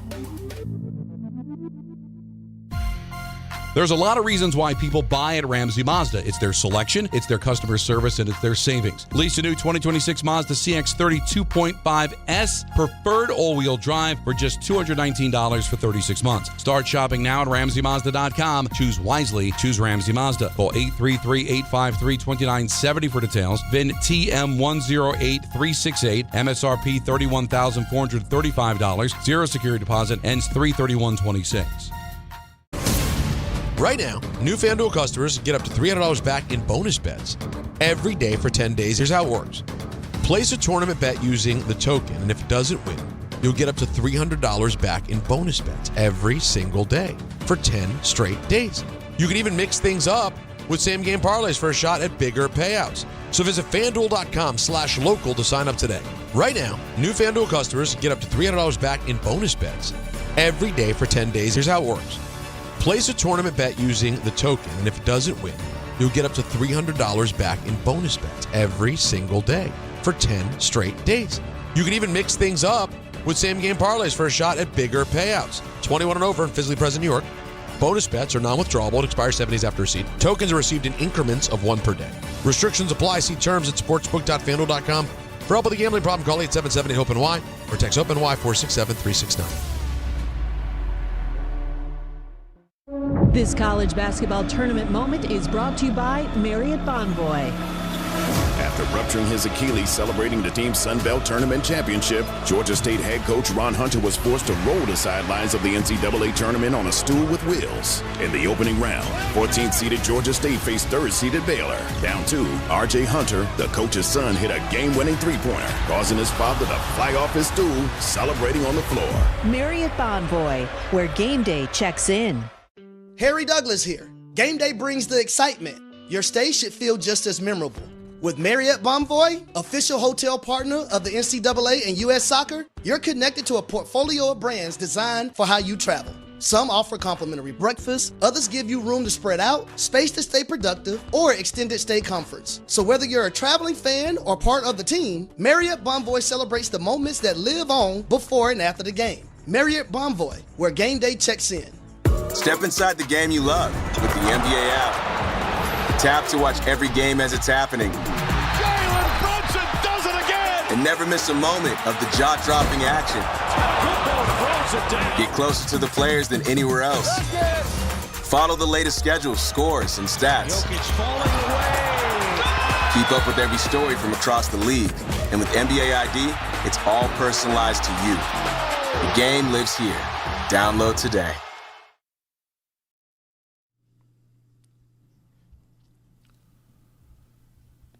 All right, before we get to calls, we got Ian in at 6. Let's do a game time brought to you by Tullamore Dew Irish Whiskey, because when it's game time... It's Tully time! It's Tully time!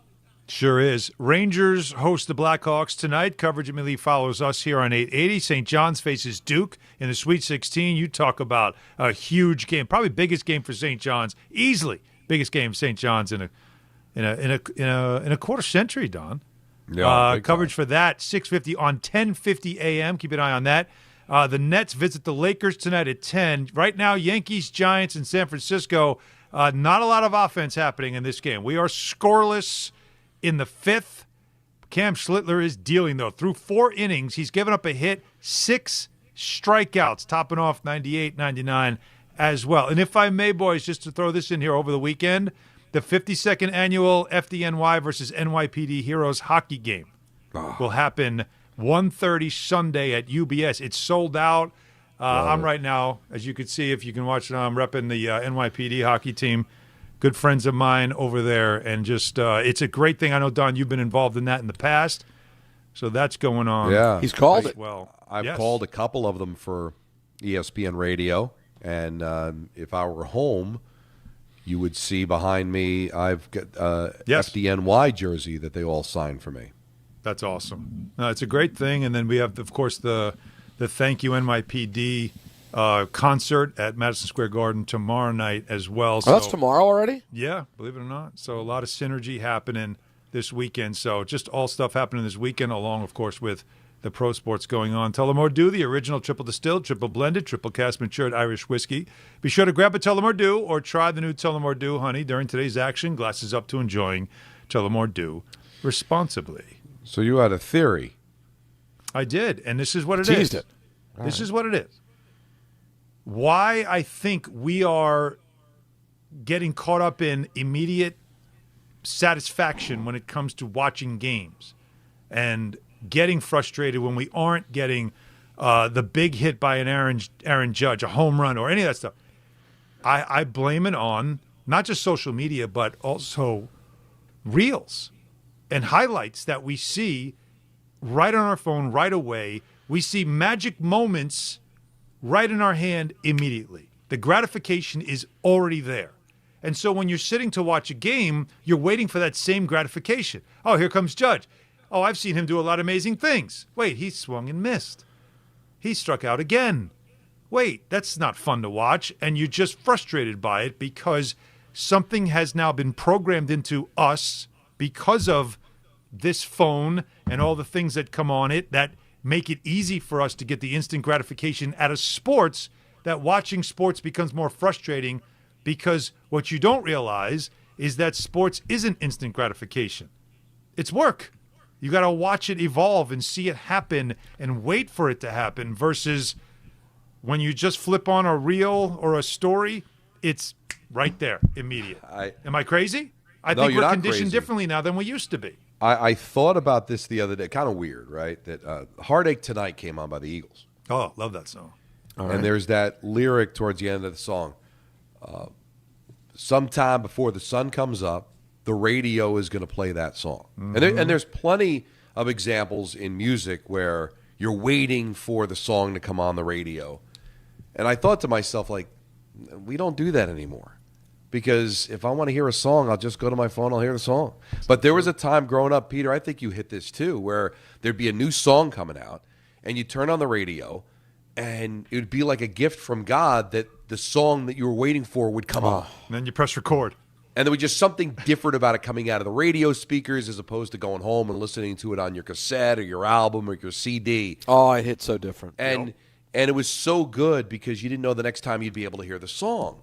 But now, as you said, we live in that instant gratification. As soon as I'm in the mood to hear that song, I'll go to my phone and I'll punch it up and I'll listen to it a dozen times if I want to, probably till I'm sick and tired of it. And I remember the Devil Seinfeld with Putty, and I missed that.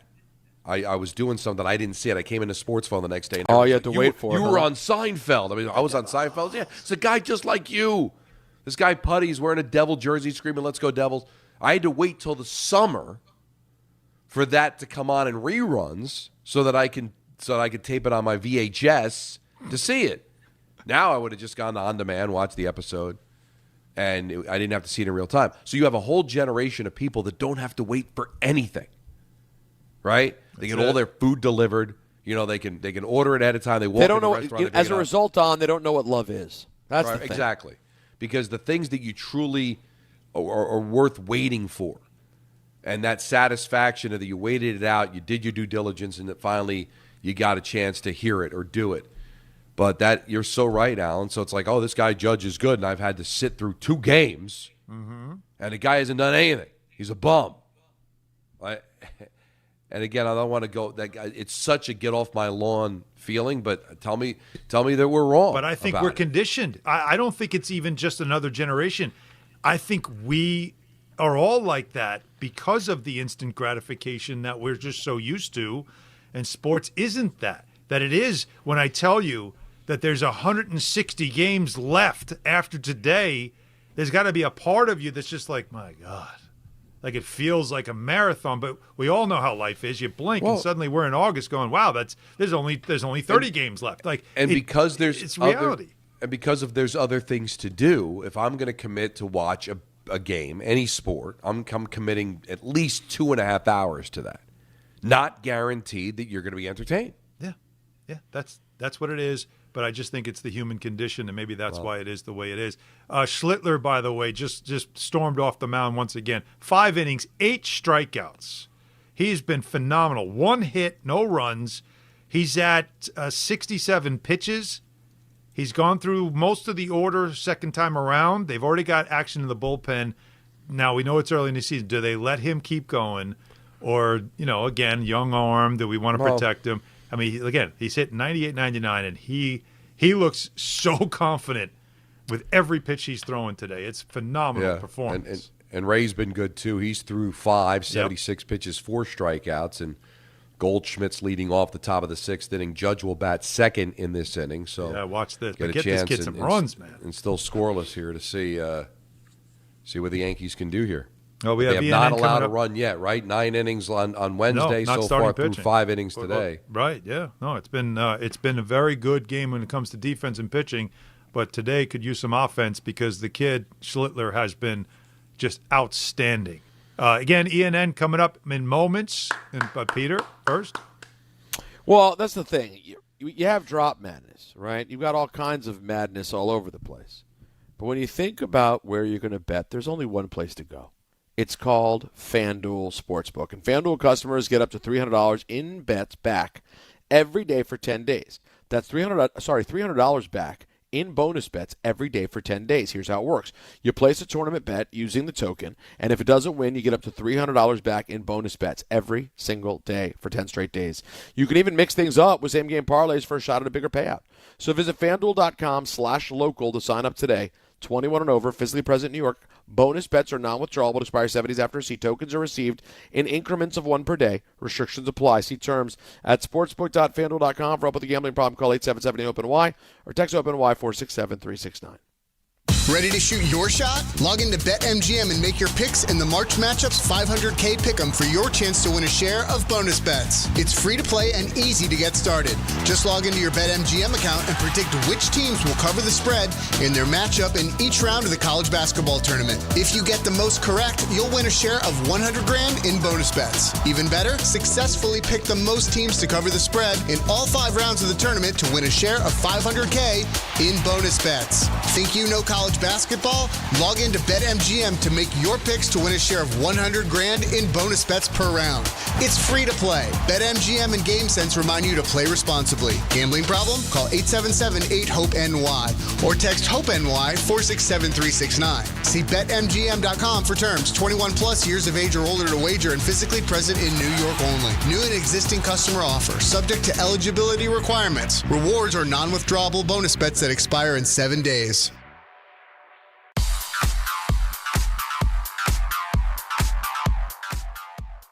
And now it's time for traffic. Here's Brandy Scott. Thanks a million, guys. I hope you have an awesome rest of the night and a fantastic weekend. We've got the Rangers home over at MSG. If you're going to drive into Midtown, really not too bad on the east side of town. FDR southbound, just some pockets of slowdowns heading over to the Midtown Tunnel. Still bumper to bumper on the belts eastbound in Brooklyn. They're picking up this crash over by Rockaway Parkway, hitting the brakes there from Shell Road. Slow go on the Cross Island northbound in Queens. A broken down car in the right lane by the Bayside Marina. After that, free and clear at the Throgs Neck Bridge heading on to the Bronx side. Best of it's the outbound. George looking good on the Henry Hudson. Second choice West Side Highway northbound, just a bit heavy from the 90s. Inbound George going to cost you about 15 to 20 for the upper deck. Outbound Lincoln about 15 to 20 minutes. Then it's a better ride on the Jersey side. They picked up that crash on 495 westbound by Kennedy Boulevard in North Bergen. Outbound Helena running about 20 to 30. I'm Brandy Scott on 880 ESPN New York. 1877 Cars for Kids. KARS Cars for Kids. 1877 Cars for Kids. Donate your car today. Call 877 Cars for Kids to reach a friendly live agent. Donation is super easy, and your car can be picked up as soon as tomorrow. Call us now or go to carsforkids.org. 7 Cars for Kids. Donate your car today. Did you know you can donate real estate too?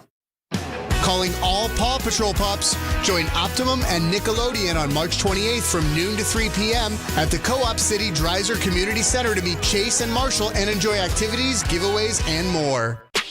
Saturday, baseball is back on SNY as Juan Soto and the Mets continue their opening series against the Pirates and Queens. Coverage begins with Mets pregame tomorrow at 3:30 p.m. on SNY and streaming live on the MLB app. Harry Douglas here. I don't wait for birthdays to celebrate. I grab Confetti Craze 5-Hour Energy. It tastes like rich vanilla birthday cake with buttery funfetti goodness. Seriously, it's unapologetically extra in the best way. And it's sugar-free, so I get all that cake flavor without the guilt. It's tiny, portable, and ready for whenever I need a quick boost. I keep one with me because you never know when you'll need a little party energy. The funfetti flavor is back on 5hourenergy.com or on Amazon. Crack open a Confetti Craze 5-Hour Energy shot today.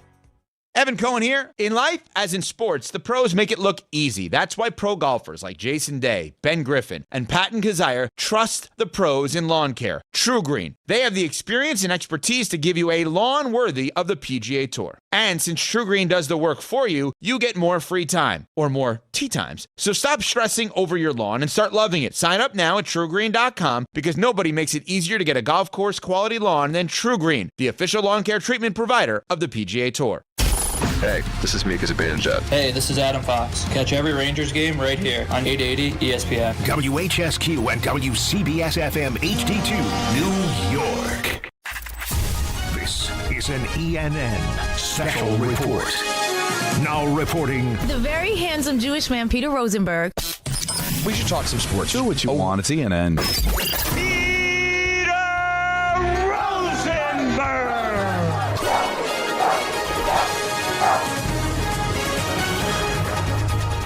Ladies and gentlemen, welcome to ENN. What's up, All Rise? Well, that's right. Our great 99, national baby. nightmare. Our great national nightmare is over. Aaron Judge hits a 2-run home run in the top of the 6th to give the Bronx Bombers a 2-0 lead Aaron against Judge, the San the judger, the right fielder, number 99, batting second. The judger. The judger went yard. So 405 feet. And the way they already got the measuring tape out there, huh? Oh, of course we did. The way he looked at it, though, he was just like, even he was a little bit surprised. Tucked it inside the foul pole. Right? And then left field line. He took a look. Bounced He took off a some look. stairs. But yeah. I got to tell you, by the Gave it a way, run. I got to tell you, Oracle Park in the daytime, that's a beautiful look. Yes. I got to when get there. Yeah, me too. I've been outside of it. I got to me go to the too. game though. It looks awesome. Yeah, it does. Yeah. Let's start I got off. chased out of there with Justin Craig. I'm sorry, by who? I was with Justin Craig, and Metallica was doing a sound check because it was during the Super Bowl. Yeah. Week, and we peeked in. There was like a door open. We walked in, and we got chased out. That's unfortunate. I need to see a game there, though. Yeah, I'd like to as well. Wait, Nancy's never gone? No, the closest we went to Arizona for spring training. She doesn't want to take those long trips, but she's done. No more. Well, she doesn't like flying. Alan, I'm firmly locked in on at this stage in life. We don't know what the next day is going to bring. Mm-hmm. Don has got to get comfortable with the idea of drugging his wife and just putting her on the flight and going places. Gonna need that drop. You can't. I completely understand it, though. I do understand it. You're right. It's an experience that if she is a Giants fan, like Don, like you owe it to her to convince her. Like you need to be in this park and watch a game. Like how I'll fun? get Dave Rigetti to sit next to you. How about that? What about in the summertime? Take a few weeks at one time and road trip it across the country. Oh God! Wow. With 2 kids. Oh. With the kids? What are you, nuts? Wouldn't that be something? People Family do it. truckster. Yeah, I'll get the family truckster out. We'll go see the biggest ball of twine on the way. Listen, you have time.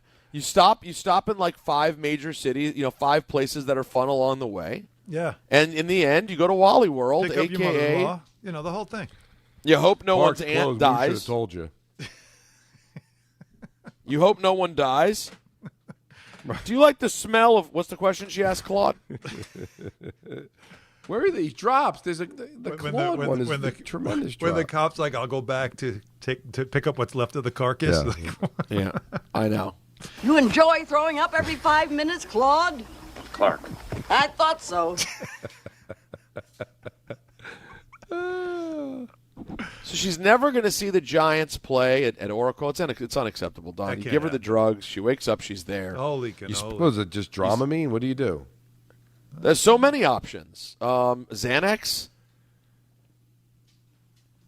She will literally go night-night the second you get on the plane. Here's what you do, like a gentleman. Alan, hear me out. He gets her a first-class ticket, like a gentleman. Well, that's then him and the kids go sit in a full row, like in coach. They take a full row in coach. Well, I don't think she's going to want to sit by herself. Well, no. When she took the Xanax, she's sleeping. She's out. Yeah. We going yard again? Yeah. Well, he said, no, I can't let Judge have this one by himself. So he just Playoff G. Absolute. Playoff G has shown up in March, folks. That went 414 because 405 is for children. Tape measures out again? Yes, sir. Oh, man, this is what you got to do for your pitcher. When the kid is dealing the way he was dealing, you got to give him run support so he gets the dub. This is a great job. The Bash Brothers 26. Cool Whip. You'll love to see it.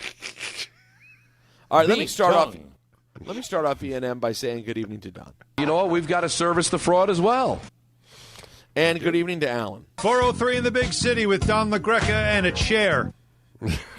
Good evening. Good evening to myself. LaDon James. Clean day. Good evening to Anthony. Oh, hey, guys.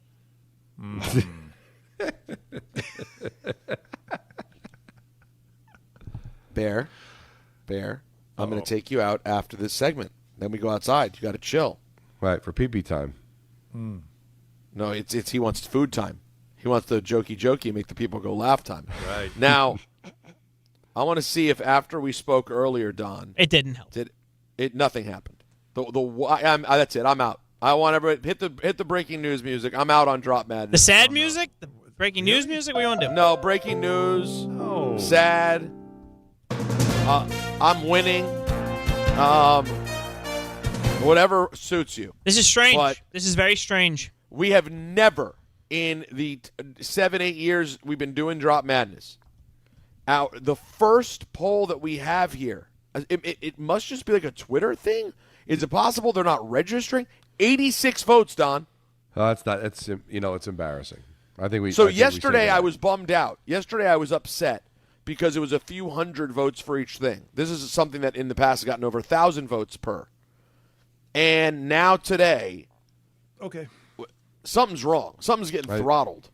I'm hoping it's just the death of social media. That's what I'm hoping. Oh, that would be. And you know what's unfortunate? Is like right now you have the 4 and the 12 in the troubling region in an absolute barn burner. Oh, yeah, 51-49. The 12 seed Allen, pound it, Donnie, pound it, is up 50.6 to Don's bleed out real fan at 49.4.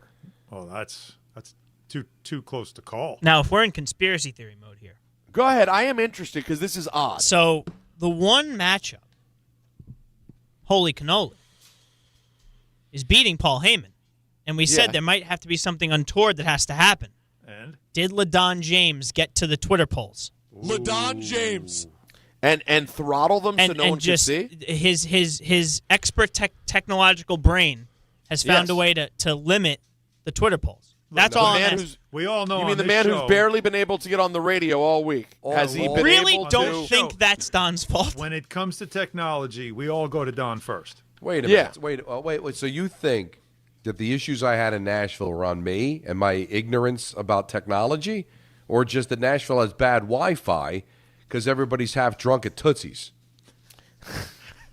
Tootsie's getting a lot of play these last 48 hours. That's where I was.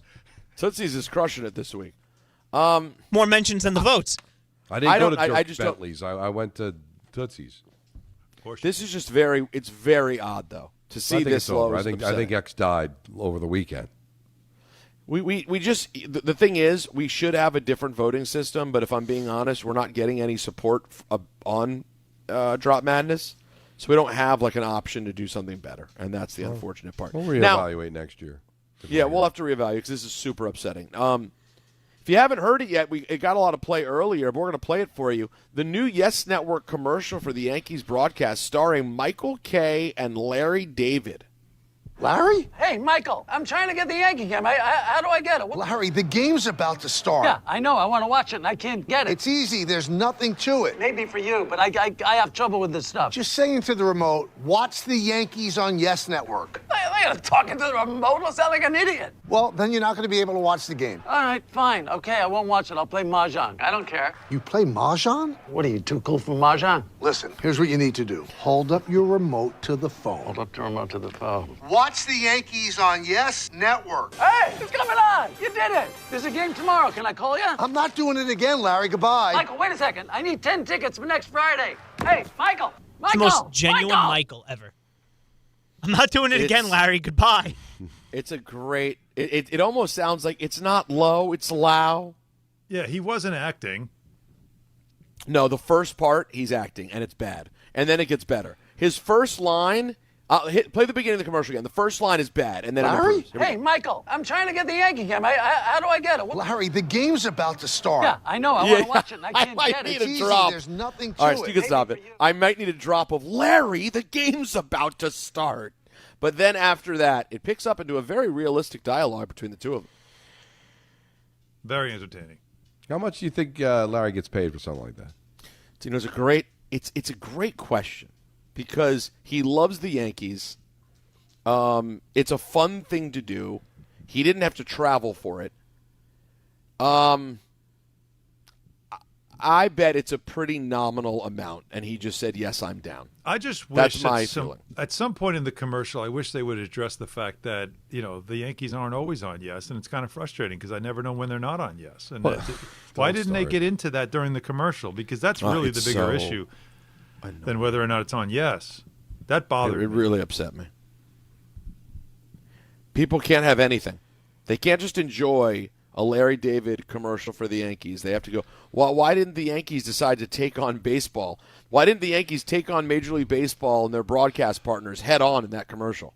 That was the opportunity. What about the nights when it's not on yes? How do I figure that out? Yeah, why didn't the commercial for yes talk about the nights when the games aren't on yes? Right. Why don't they do a service when they're not on yes to just put on yes where I can find the game? Why don't they do that? Where's the commercial for that, Michael K? You missed an opportunity. All right, so who's talking now? Okay, I have an announcement. Bring back the old days. Please. We have a winner in our WWE Monday Night Raw contest. Raw is at MSG, the world's most famous arena, Monday, March 30th. That's this Monday to you and me. Congrats to Patrick Leon from Queens who won the tickets. CM Punk and Roman Reigns both in the house just a few weeks away from WrestleMania on Monday. You will not want to miss it. Now, of course, the biggest news of the day, Tiger Woods apparently showed signs of impairment at the scene of a car crash in which he struck another vehicle and rolled his Land Rover, according to authorities. Woods was arrested on suspicion of DUI. The Martin County Sheriff's Office said Woods was not injured. We have some audio from that same said Sheriff's Office. Let's hear.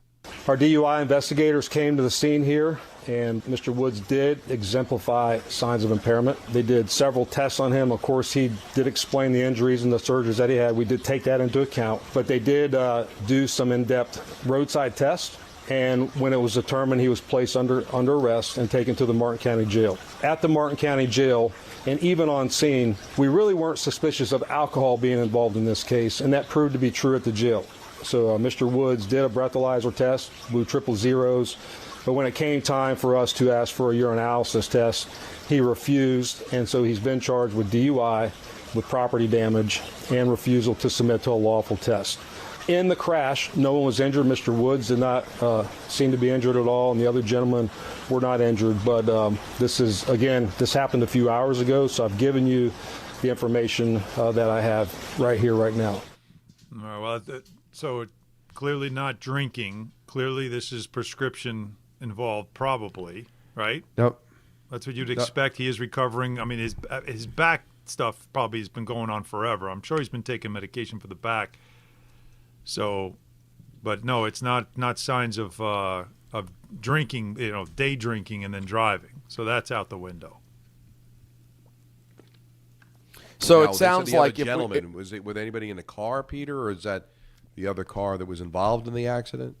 I don't think we know if anyone was in the car or what he was referring to there, but it's the other driver. So it does seem, though, that if he took the breathalyzer test and was fine, that, there's something else happening as far as pills go. Yeah. But who knows? I mean, it's hard to make sort of any sort of estimation on what this means. I will say, as problematic as it still could be, there's a part of me that's relieved it wasn't getting plastered at 2 p.m. Mm-hmm. You know what I mean? Maybe there is a world in which you took your pills on an empty stomach. It's prescribed pills, and or that like you're very likely prescription for pain that started to get away from you. We've seen that many times. But either way, that's a real he was clearly impaired. It could be as simple as you said that some medication that he took, like you said, took it with an empty stomach, or maybe interacted with another drug, and he got dizzy, and that was enough to get into the accident. We've seen people have that happen. But the fact that he refused, I guess he did. There's something in his system he didn't want them to know about. So so that's what makes it strange. Like if it was just a simple reaction to the medication, then I would think that he'd be all for showing them, hey, I got a prescription for this. It's not a big deal. It was just an accident, just one of those things. But the fact that he refused the urine test tells you he didn't want anybody to know what was in his system. Mm. And now, like, if he refuses, so how does that work? Like, because eventually it'll leave his system. Then we'll never know, and he'll just be charged with an unknown substance, and then he never has to confess exactly what it was that he took. Yeah. Or is there enough now that he can't say no anymore? But they still have to do it, I guess, within a certain time frame. It's not going to stay in your system forever. The misdemeanor is refusing to submit a lawful test. That's one of the misdemeanors. That and the property damage. That's really all they can do. Well, this certainly could have been worse. I just really, really, really hope he gets this thing together. I see President Trump has already commented on it. Quote, I feel so badly. Really close friend of mine, amazing person, amazing man. He's got some difficulty. Ooh. That's revealing maybe more than Tiger wants. Yeah. It's also questionable English from a sentence standpoint. But either way, we know the point that was trying to be made. And also Trump revealed earlier in an interview on Fox News that this is before the accident, that he did not believe that Tiger had any plans to play in the Masters. I would certainly assume any possibility of that happening is further out the window now than it was even several hours ago. Another follow-up here to the co-sheriff. What happened in the actual accident? Our investigation revealed as follows. Shortly again before 2, the pressure cleaner truck pulling a trailer, a small trailer, was northbound on South Beach Road and was pulling kind of to turn into a driveway. It was slowing down, starting to turn into a driveway, and the driver of that vehicle looked in his mirror and saw a Land Rover, a dark-colored Land Rover, overtaking him at high speeds, and I don't know those speeds. The Land Rover kept overtaking him. He saw it coming, so he tried to edge off to the side of the road, but this is a small 2-lane road, and there was no shoulder for this pressure cleaner gentleman to get off the side of the road. As he was trying to move to the side of the road, the Land Rover overtook him at the last minute, swerved to avoid a collision, but clipped the back end of the trailer of the pressure cleaner apparatus, listed to the side, and then rolled on the driver's door north past the truck that had just avoided the crash with. The individual driving that Land Rover was able to crawl out the passenger door of the car and was identified to be Mr. Tiger Woods. So he was trying to pass him. Yeah, at high speeds. And realized that he had to get back into his lane. It was too late. So, how cooperative was Tiger? So the question was he cooperative with us? The answer was he is cooperative, but he was not trying to incriminate himself. So he was careful in what he said and didn't say.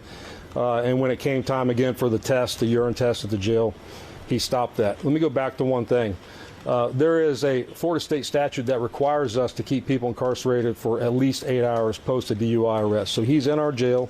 He will be there for at least 8 hours from 3 o'clock for at least 8 hours, and then he'll be released on bond if he posts bond. Which he will. Mm-hmm. You think so? Yes, I do handle believe it? So 11 o'clock tonight, he's going to... Chico's bail bonds. Yeah.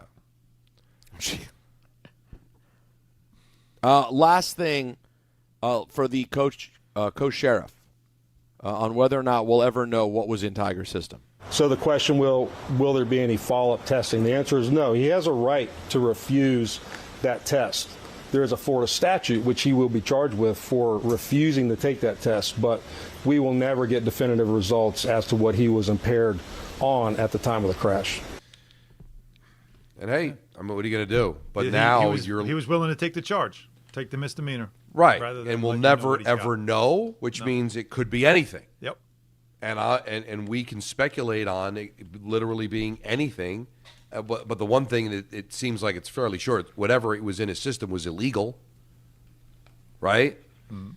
And you wonder, like, let's say, well, it was not marijuana. necessarily. Well, he didn't want anybody to know what was in his system. But that doesn't mean it's illegal. But what would you not want people to know? Like let's say it was Painkillers? marijuana. All right. No, well, prescribed painkillers. Then what? Wouldn't you want people to know that? No, Hey, I was on painkillers. I took it the wrong But now people not are if he gonna be should. like, Not if he knows he has a problem. Because Don, not if he knows he has a problem and he's popping. They're prescribed, but he's pimping the system and popping painkillers. I can understand that. I can understand that. But you could still say it was painkillers. But unfortunately, I thought I didn't take it, and I took 2 instead of 1, or I interacted with something else that I took. But now people are going to wonder: was he coked up? What was he on heroin? Like you know what I'm saying? Like it could be literally anything.